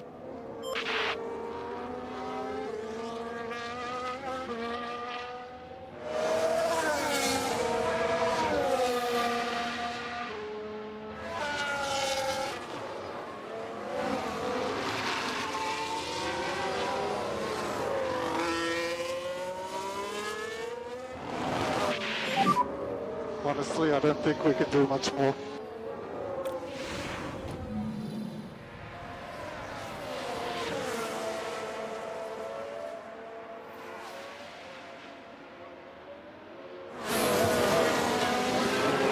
Gets us in the braking zone. It's insane that Alonso's still this quick at age 45. Yeah, his career is a what could have been for most of it. You know, had blistering pace in his early years, was a little bit reckless when he was at Minardi, and got his and his first season, I think, with Renault. But you know, ended up with 2 World Championships with Renault, and then had some seasons where he took a car that shouldn't really have been in the fight right to the end of the season on a few occasions. But yeah, I think had Hamilton not signed with McLaren, I think it could have been a very different story. I think we could have gone into an era of Alonso, potentially an era of Alonso dominance.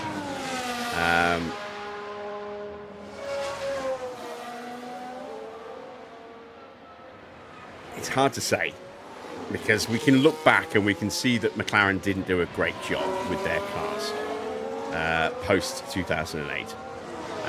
Not a horrible job for some of those years, but by 2013 they were in a steep decline. But they were still quick at times. They were still getting wins in those years in between 2008 and up to and the end of 2012. They were still getting race wins. They were still there or thereabouts to a degree. I think had Alonso been there and had his input in the car and how it was developed, I would not at all be surprised. I think if it was just Alonso and no Hamilton in 2007 at McLaren, just, I don't know, a Heikki Kovalainen, for example. Or whoever you want to pick. But if it was just like a solid mid-car driver, not, you know, the generational talent that Hamilton is, alongside Alonso, I think Alonso would have won that title. And I think he would probably won the year after that as well. And then who knows? Because he wouldn't have left McLaren the way he did, you know, with Hamilton not being in that team. He would have stayed there. He would have won the title in 2007. He would have gone on to defend it and probably win it again in 2008. And he would probably be there in 2009 and maybe even 2010. Maybe he would never have gone to Ferrari. He certainly wouldn't have gone back to Renault. So yeah, I mean, it's one of those little butterfly effects. You take that one little change, and we could be looking at a 5-time world champion, Alonso. 2007, 2008, probably not 2009. I think that still would have been Button. And then 2010, probably not. Copy. But maybe one of the Vettel years would not have been Vettel's and would have been Alonso's. Let's not forget as well, the Ferrari in 2010, not a great car, shouldn't really have been in the title fight. Alonso dragged it into contention all the way to the final race of the season. If he could do that with a really, really bad Ferrari, you know, imagine what he could have done with a decent McLaren. You know, so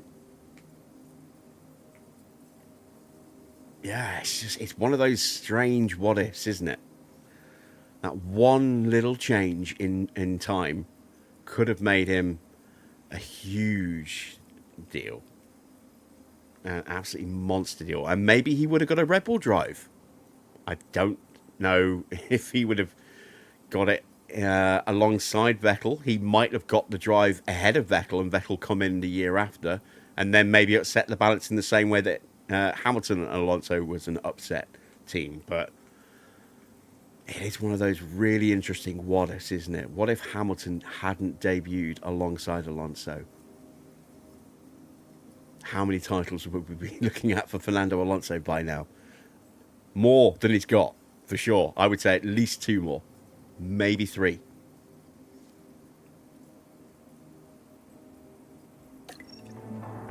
Right. Let's get Alonso in.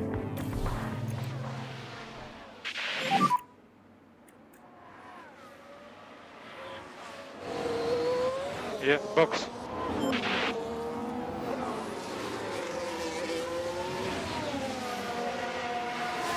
You say if he decided to join Red Bull back then in 2009 and be alongside Webber, I don't think it was his decision. Don't forget Helmut Marko, especially around that time, was a major influence on driving decisions. And, you know, he very clearly was pushing Vettel, especially after Vettel got his first win in Toro Rosso at Monza in 2008. That win there sealed his Red Bull drive. He was probably going to get the drive anyway, but that sealed it.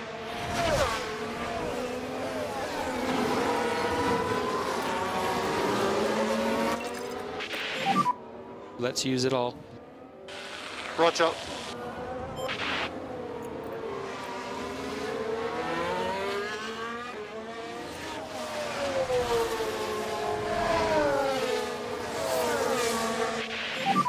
Right, Oops. into the pits we come for Fernando Alonso. Hamilton boxing as well behind us, so that's great. That means we're going to get blue flagged as soon as we come out the pits. Lovely.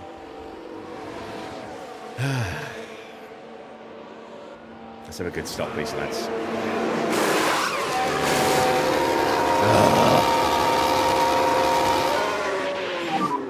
How much we lost on the pit stop? Well, Hamilton had a bad stop as well. In fact, if anything, Hamilton might have had a worse stop than us. Piastri in as well. We're at the back of the grid. How long will I keep Alonso in the save? As long as I can. As long as I can keep him going, and as long as I can afford him.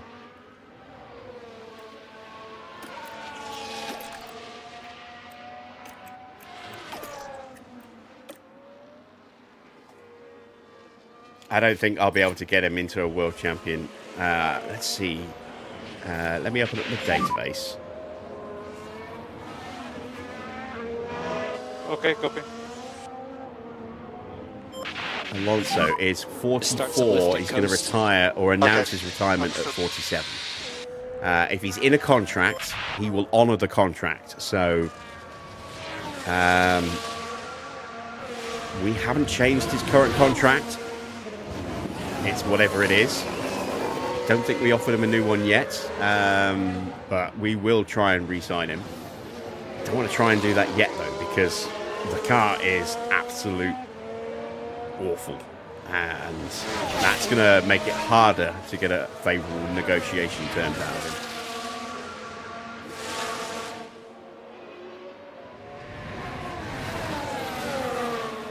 him. If we can get a better car and then offer him a new deal, that will improve our chances. of a good negotiation. We're going to call Ricciardo in this lap and put him on hard tyres as well. We're going to break away from the initial planned strategy. We'll box We now. want to try and get some track position. As through goes Lewis Hamilton. Oh, you said in real life. Sorry, I missed that. I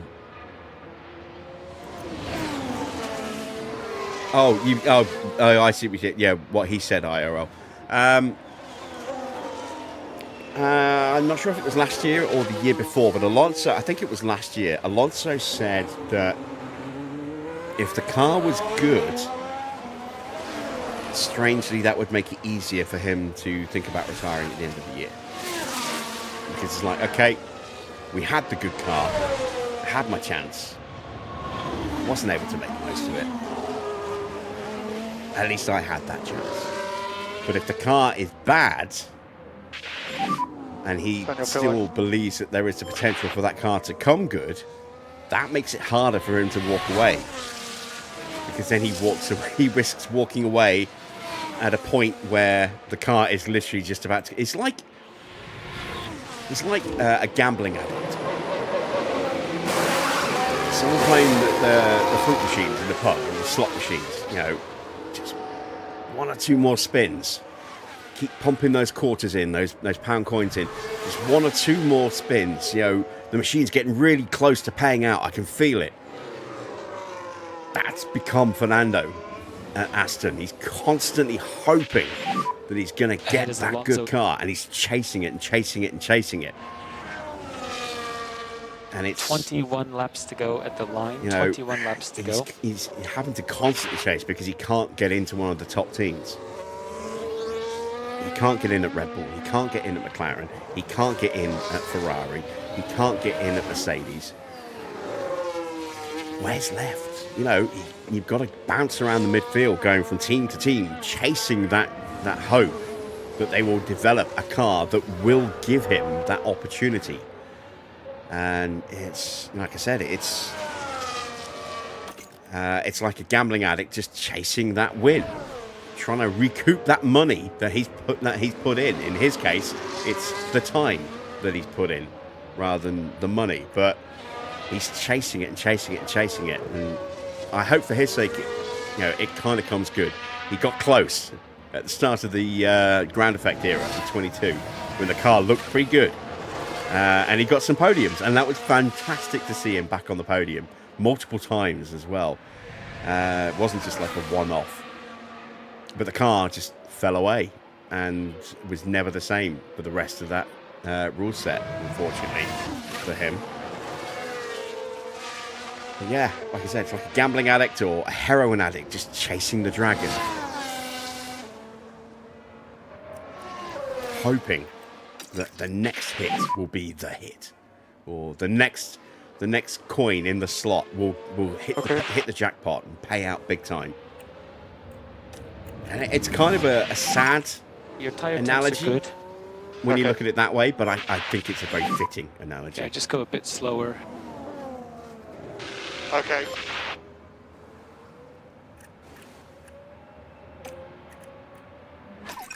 Right, Lindblad is into the pits. No more lifting coast. Okay. You should be able to get back in front of him. Antonelli's into the pits as well, which means... No, he'll be out before we get through, so we're not going to get immediately blue flagged by him. We have got... Copy. Piastri coming up behind us. There's Lindblad. So Alonso back to P20. We need P18 for Fernando today. And we need P20 for Ricciardo if we want to achieve our sponsor targets. You can see a few cars now have made their third stop.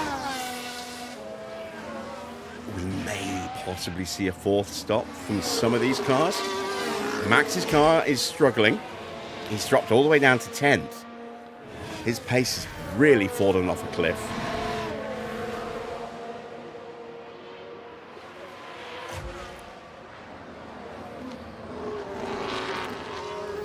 I think it's going to be a struggle to get Ricciardo into P20. Maybe I should have played it safer with Ricciardo and gone P21, but Let's use that too K1. late now.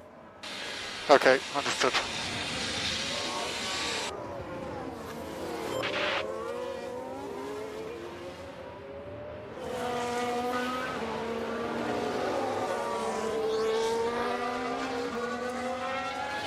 All right, there we go. Hulkenberg and Colapinto into the pits, and we'll get past those two. That will put Fernando back. Copy. Actually, where's Hulkenberg? Hulkenberg's out of the pits. Shit. Okay, well, this will put us into P19. Copy. Perez will need to stop again. Valtteri will need to stop again. That will put us into P17 with Alonso. And if we can get a bit more pace out of Danny Rick, that will get it again. The blue flags is hurting us because we have to keep slowing down to let the faster cars through. But if we can get a bit more pace from Ricciardo, we are ahead of Colapinto for now. Then we can get our P20 with Ricciardo as well. We will put Ricciardo into high defense mode the second anyone gets too close.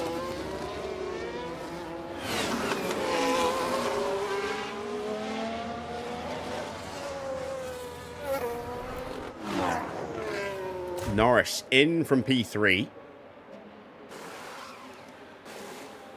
We know that George is likely going to have to stop again because he's going to stop at the halfway point of the Grand Prix. I thought he was genuinely going to go for a for a two-stop, but he's going to have to three-stop it. New fastest lap for Kimi, who goes through, and so does Lewis Hamilton. Oh, this is good. This is good. Perez goes through. Oh, no, that's Valtteri go through. Perez is in the pits. Valtteri's gone through and might, depending on how long he stays out there, then get blue flagged before he makes his stop. Alonso is up into P18. Here comes Ricciardo. Ricciardo's going to get to P20. There goes Danny Rick. We're back in our targets. 18 and 20 is where we started. Whew. All this work just to stay where we started. It's a lot, but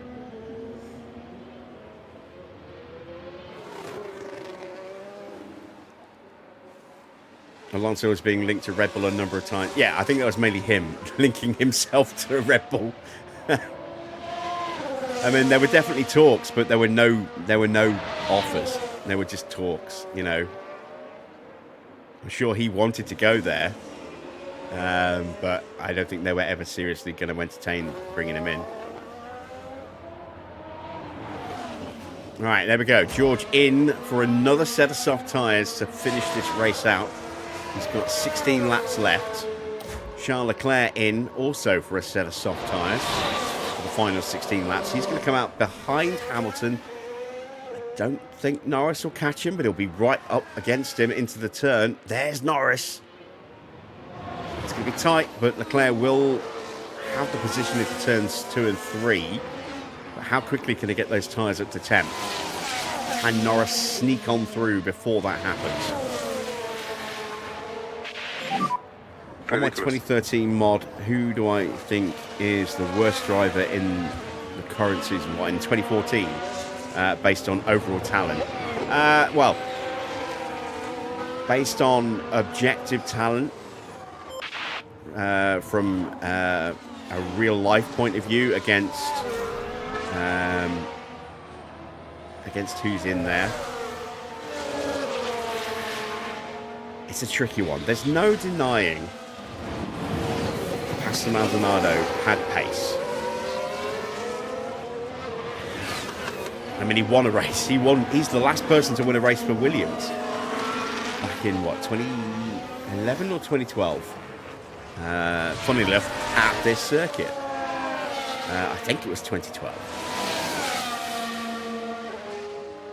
That was the last time Williams won a Grand Prix, and it was Pastor Maldonado, and it's very much not expected, but he just had a blinder of a weekend, qualified well, won the race, and drove really, really well. But that was like the exception to the rule with Pastor. More often than not, he was very erratic, very fluctuating with his pace, and very, very accident prone. Very inconsistent, very careless and sloppy as a driver, more often than not. As Colapinto gets through, but with Bottas having pitted, we are ahead of both Cadillacs now. So we've got our P20, and we do have ourselves a 4-stop look. Franco Colapinto is our first 4-stop of the day. New fastest lap, George.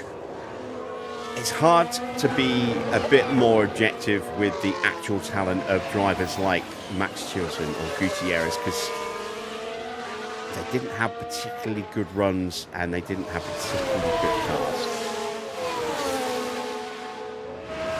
So Max Chilton had a very short F1 career. Gil Bianchi didn't have a great F1 career in terms of length. He was around for a few years and then obviously had the horrible accident in 2014 that ended his life. But you know, he was very much someone that Ferrari were very keen on, and even in I think the beginning of 2014 he said he was ready to step up into a Ferrari if they needed him for anything, like for a one-off race if one of their drivers was off.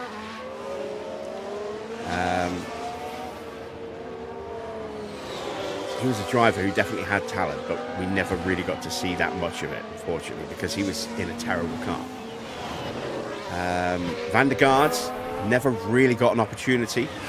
He was a solid driver, but again, we never really got to see just how good a driver he could be.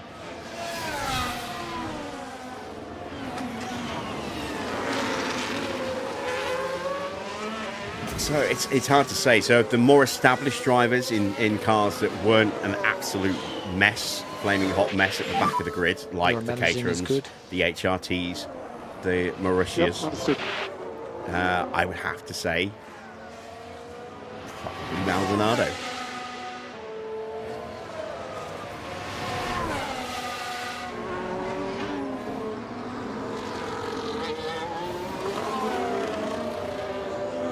And not necessarily because he wasn't quick enough, but because he was so clumsy and so erratic and very, very accident prone. That's the driver you don't want, because especially if you're a team that is struggling financially. I mean, that's one of the main reasons you're looking at Maldonado in the first place, because you've got a hole in the budget and you need to fill it with the $30 million of Colombian money that's coming alongside Pastor Maldonado. But no, not Colombian. Was he Venezuelan? His nationality now. Yeah, Venezuelan, not Colombian. I'm thinking of Montoya. Montoya was a Colombian, wasn't he? But yeah, he was bringing 30 million plus a year in Venezuelan sponsorship. So the last thing you need is a driver who's then going to eat all of that 30 million in repair bills by constantly crashing the car and destroying parts. You know, not just because of the cost of replacing those parts, but also the time it takes to rebuild those parts as well. You know, you have to stop. If you're a smaller team, you might not have the full scope of facilities you need, so you have to stop working on developing the car just to keep rebuilding the damn thing. So yeah, with all of that in mind, I would say Maldonado. And here comes Valtteri. Don't let him through. Just hold him off. There you go. Good lad.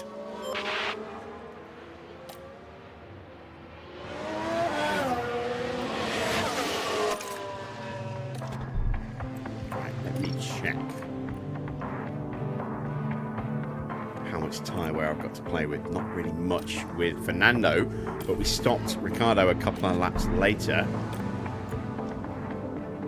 And we do have a little bit to play with here. It's good, because we kind of need to use it now to keep Valtteri at bay. And we're happy with you pushing. This is not really a circuit that we can use the battery aggressively, because it leaves us vulnerable in somewhere else on the lap. So this is one where we kind of just leave them to it battery-wise. I'm going to put him in neutral and hope that's going to be enough. The other driver we didn't see in F1 that really had high potential was Pascal Wehrlein. Yeah, we never really got to see much of Pascal. Went on to have a pretty good career in Formula E. I think he popped into IndyCar briefly for a bit, didn't he? You know, decent driver, but we'll never know just how good he could have been in Formula One because never got the opportunity. And unfortunately, that's the story for a lot of drivers. They just, you know, they might have great talent, but they just aren't going to get that opportunity to actually show it or do anything with it because they're not going to be in a car that is competitive. Mode push. Okay, understood.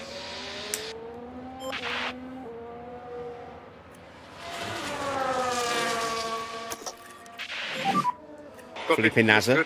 Yeah. Nasr was a strange one. He was, again, a little bit erratic, but had potential. And over time, being able to work on ironing out some of that erraticness, who knows what he could have done. But not a superstar driver, but certainly would have had, I think, a long, good career in Formula One if he had time to iron out some of those flaws. And you look at some drivers who did get those chances. Drivers like Jensen, who wasn't a great driver when he made his first debut. And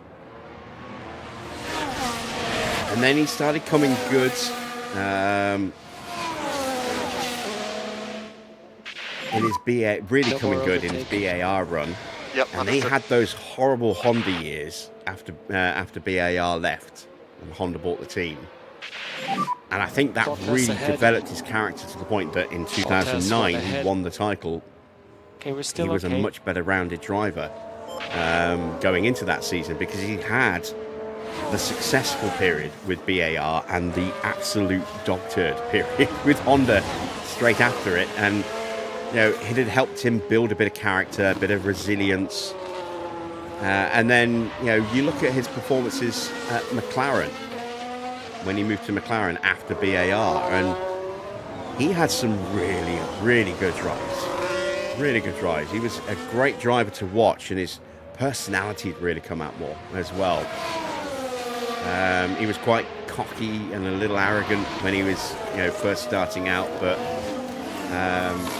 he was a much more popular driver. Okay, charge on, charge once on. he'd had that period of a little bit of success and then another big spike of adversity before getting that title.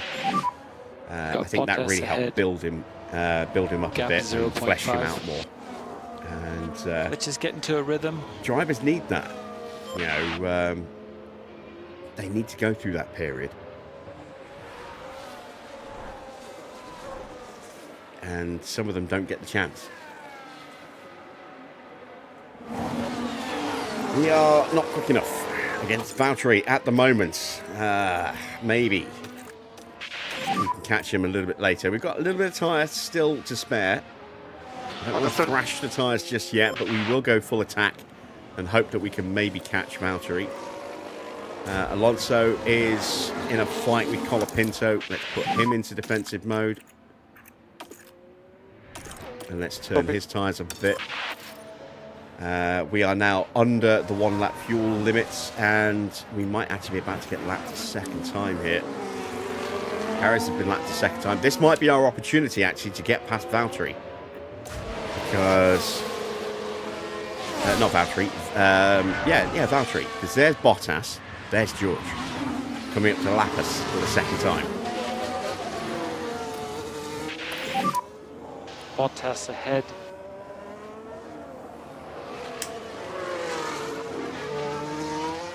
Keep going, you're doing good. Okay, charge on, charge on. Let's start building a little reserve of battery while we're waiting to get blue flags. Oh, shit. Fernando's been overtaken. No! I'm going to miss out on my targets by just a little bit on both of them, aren't I? Copy. Ricardo's going to finish in Let's give it a 21st, and Alonso's going to finish in 19th. Oh, Max, please retire. Please let your gearbox just go and die. Really could do with that now.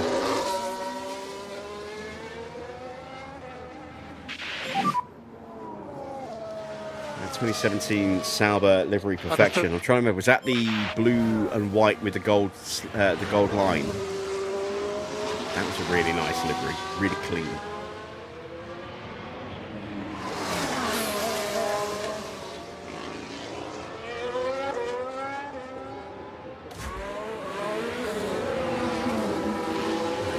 Has George gone through?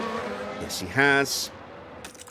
Time to dump the battery and push the fuel, because we can now go up to 2.2 kilos under. If you don't need Stoffel is one of those unfortunates. Just got lost in the shuffle. I mean, he got that race.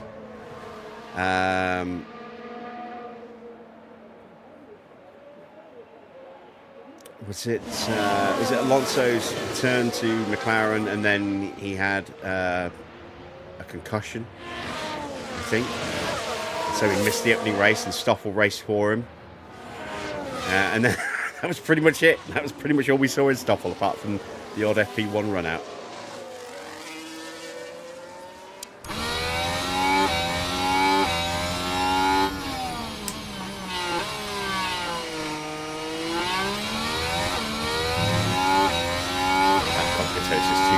Look, we're going to miss out on P18 unless somebody retires. And when I say somebody, I mean somebody above P18.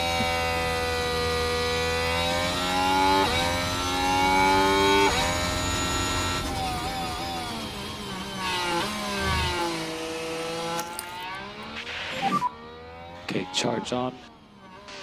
Okay, understood. Just do not have any kind of pace to go after Colapinto, unfortunately. He's 4 seconds clear already. Understood. I'm out of battery here. This is one of those horrible circuits where you just can't use the battery, because if you do, you end up dead at the end of the lap. And look how quickly Valtteri's pulling away from me.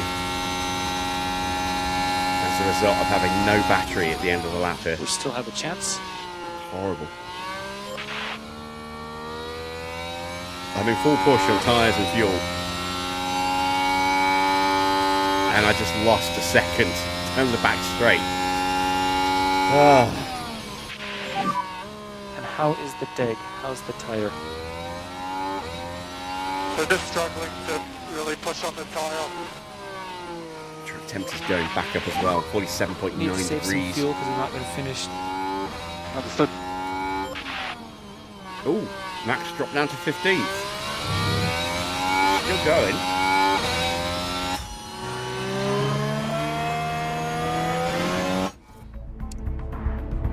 Oh God, Lawson's all over it. That car really is sick, isn't it? Just retire, Max. You're outside the points. Why carry on?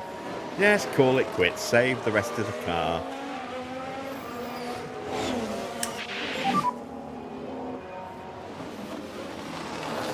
You know you want to. Copy.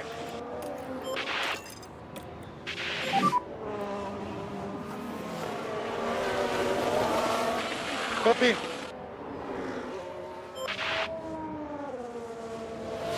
Get lapped twice, I think, before I even get anywhere close to Colapinto here. I've got Holcomb, I've got Hadjar and George coming up to me. George has lapped so many people. George has lapped everybody up to Isaac. There's Isaac. There's George in P1.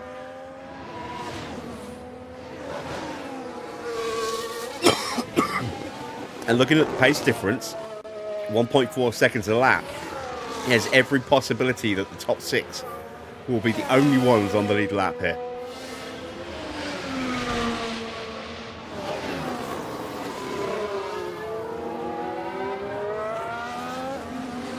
It's not happening for him in real life. Well, no, it's not. But we are seeing total Mercedes dominance here in our championship in terms of, you know, outright absolute pace. They might not have had the best results so far, but the car is clearly very, very quick. Copy. Max is behind Lawson. He gets lapped Is that Norris? Or is that Piastri? Okay. That's Piastri.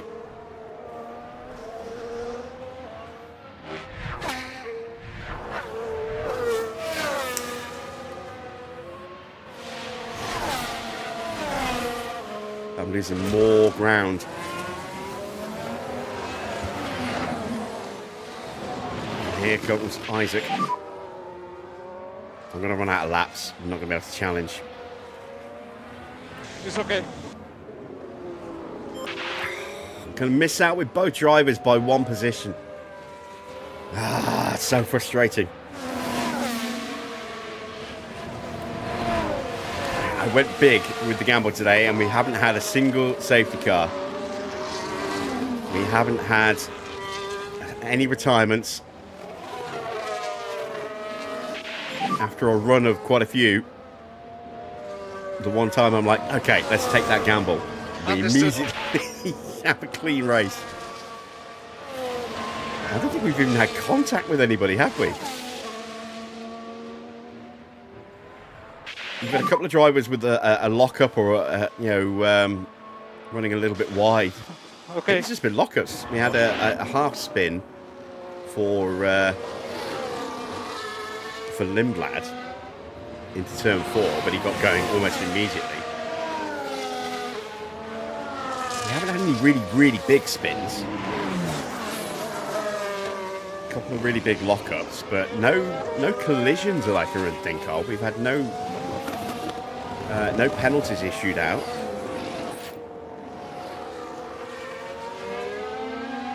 No one's broken down. Max. P16. Look how slow he is. He's got to be. His car is so bad. I wonder if his tyres are bad as well. I don't think his tyres are that bad. 36% on that left rear.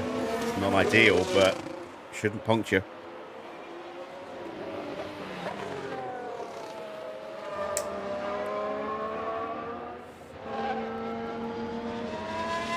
But he's 4.3 seconds slower than George Russell at the moment. That's crazy. Is Ricciardo 2 laps down? Yes, he is. And now so is Alonso, I think. Copy. Yeah, so is Alonso. So, yeah, I can't catch Colapinto unless George laps him this lap. Well, no, even then. Okay.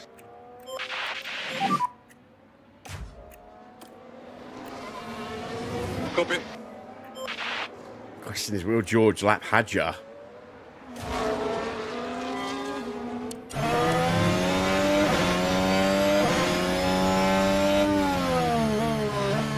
I think he will, you know. I think Hadjar's going to have to pull over here.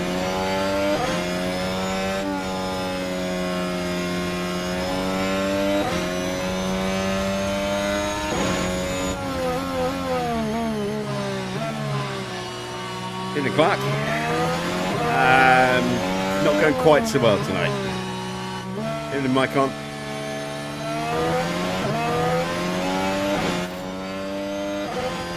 The car's got an issue. It's Perez, it doesn't help me. I'm losing a lot of power.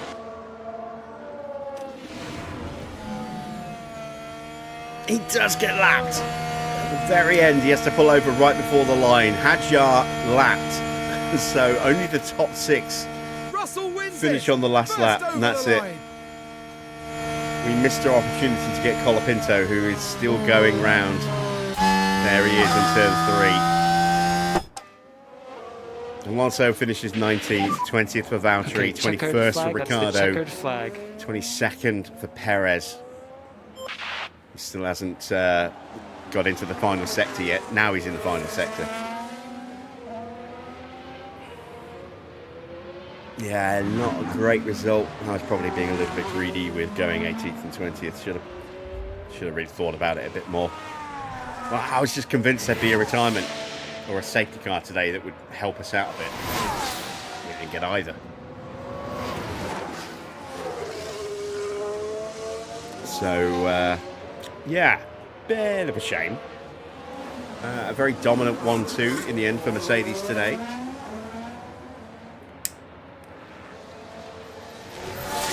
Hamilton gets on the podium. I think that's his first podium this season.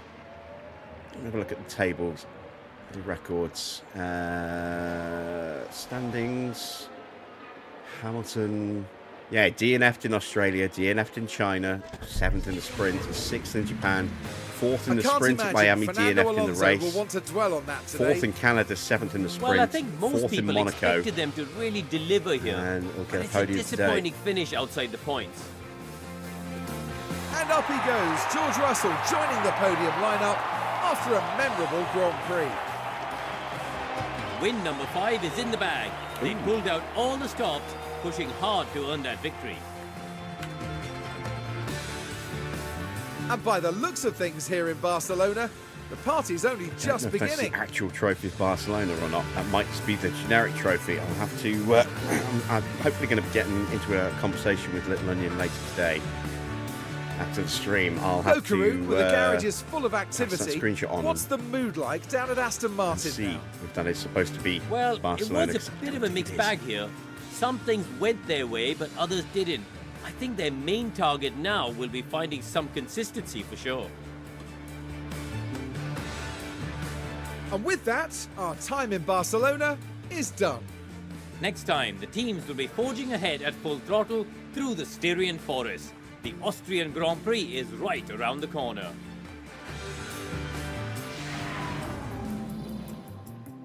So, confirmation of the final result. It is George with yet another win. Antonelli in second. Hamilton getting his first podium of the season, his first podium for Ferrari in our playthrough. Charles Leclerc in fourth, so a pretty decent day for Ferrari in third and fourth, ahead of both of the McLarens of Norris and Piastri. Hadjar finished in seventh, a lap down. Can't believe George lapped everybody up to and including Isaac. That's crazy pace. Gasly getting some good points again for Alpine in 8th. Albon getting a couple of points for Williams. That's not so good for us. That's going to bump us back down into 10th place again. And Audi picking up another point as Bortoletto gains 7 places today to finish in 10th. And then behind them we have Ollie Behrman in 11th, Sainz in 12th, Ocon 13th, 14th for Hulkenberg, 15th for Lawson. Max all the way down in 16th place. His pace really bad by the end of the Grand Prix. His gearbox was falling apart by the end of that race. I'm amazed he actually managed to stay going. I'm kind of disappointed he didn't, because it denied me that one retirement I desperately needed. 17th for Lindblad, 18th for Colapinto, 19th for Alonso, whose target was 18th. 20th for Valtteri, 21st for Ricciardo, whose target was 20th, and 22nd for Perez. That one retirement for Max, if his gearbox had gone completely, would have given us our targets of 18th and 20th. But yeah, that's on me. Getting a little greedy. The really bad thing is that means we've got no money coming in after this Grand Prix, which might have an impact on whether we can actually build the next round of upgrades. Dear, oh dear. Win number 5 then for George puts him up to 176 points, with Antonelli back into second place, overtaking Max Verstappen. He's on 114. No points for Max means he stays on 101. Then it's Leclerc with 98. 91 points for Norris, 80 for Oscar, 54 for Hadjar. Hamilton up to 47 points now after that podium. No points for Ollie Behrman. He stays on 17 points. Gasly on 12. That's your top 10. Then in 11th, we have Ocon with 8 points. 6 for Colapinto. 5 for Bortoletto now, thanks to picking up that extra point. Second.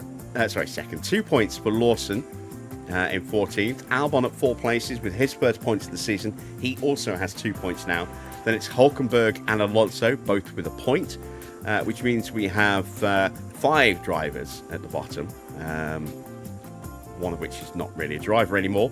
That is Lindblad, Bottas, Perez, Stroll, and Ricciardo. Stroll, of course, no longer on the grid, now in our reserve pool.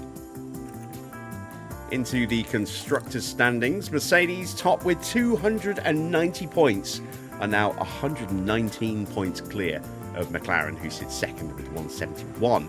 In third with 155 is Red Bull. Only 6 points for them today, thanks to Hadjar. 27 points for Ferrari means they're now just 10 points away in fourth place, 145 for them. And then a huge gap back to Haas. They have just 25 points, so 120 behind. 18 points for Alpine. Audi have 6. Williams get their first points of the season. They're up into 8th place with 2, overtaking RB, who dropped down to 9th. They also have 2. We dropped down back into 10th place with our 1 point from Alonso in Monaco yesterday. And Cadillac, the only team now not to have scored. In the pit stops, we finished middle of the pack. There, 5th place for Daniel Ricciardo, a 2.574. Not bad, but we only got 1 car in there, which is a bit of a shame. Red Bull having a good day, 1st and 3rd. McLaren 2nd and 9th. Cadillac with some good points there in 4th. Ferrari in 6th, Alpine 7th, RB 8th, and Haas getting the final point in 10th. Let's see, 2.6 was the slowest, 2.654. And yeah, we were never even close with Alonso, were we? We had a car jack issue on the second stop, and the first stop was a 2.9, so nowhere near. Let's see what that's done to the standings. McLaren at top with 147. Red Bull back up into second on 123. 40 points for them today. Big day for them. RB down into third with 94 points. Cadillac have 84. Ferrari have 74. We're in sixth with 69. Then it's Williams with 39. 36 for Alpine as they move 2 points ahead of Mercedes on 34 points. Then it's 6 points for Audi in 10th. And Haas are off the mark, but bottom still with 1 point. No targets hit, no money earned. No. Let's see what things look like when we go back to HQ and prep for Austria as our next Grand Prix.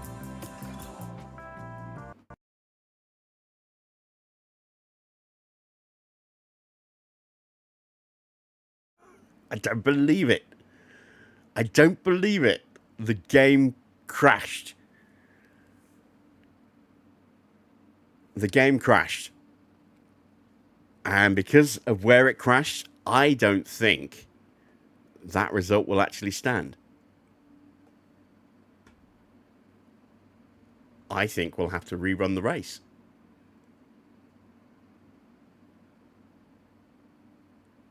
Not going to do it tonight because I'm a little tired. And potentially got deliveries I've got to check for tomorrow. But let's see. Let's see if that result actually carries across. Because last time it crashed, I can't remember if we'd actually seen the rankings or not before it crashed. So it might not actually stand it. Let's have a look at this, look. It's going to put us back to the beginning of the Grand Prix. All right, okay. We need to rerun Spain because it crashed on us. At least we can take some lessons into that. But, yeah.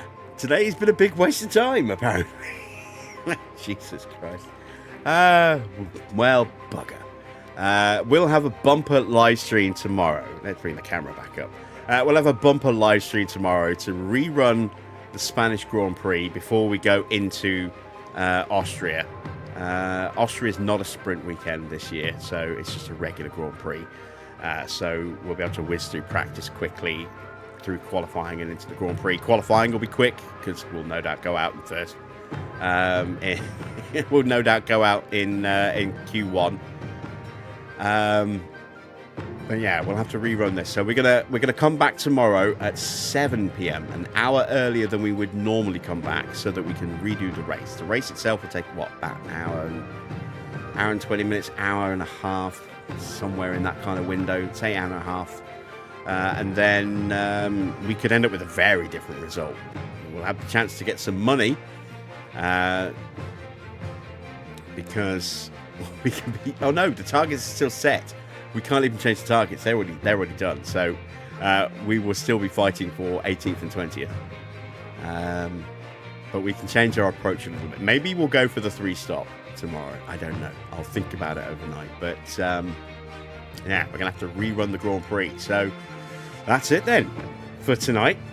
No behind the scenes, well, not behind the scenes, no back at HQ stuff, no checking upgrades, prepping, anything like that. Because we've got a race to get through before we can even do that. So I'm not going to simulate the race. Oh, edit the results.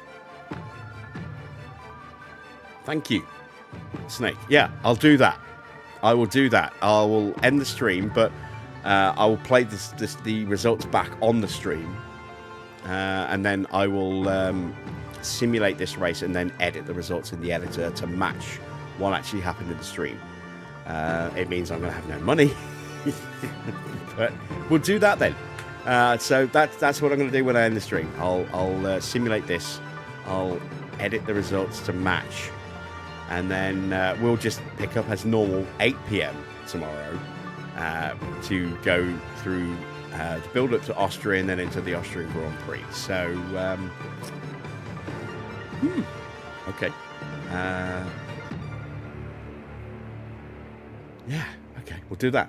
That's it from me. Thanks for watching. I am Jim Bob, and I'll be back with more F1 Manager at the usual time of 8 p.m. tomorrow. Bye for now.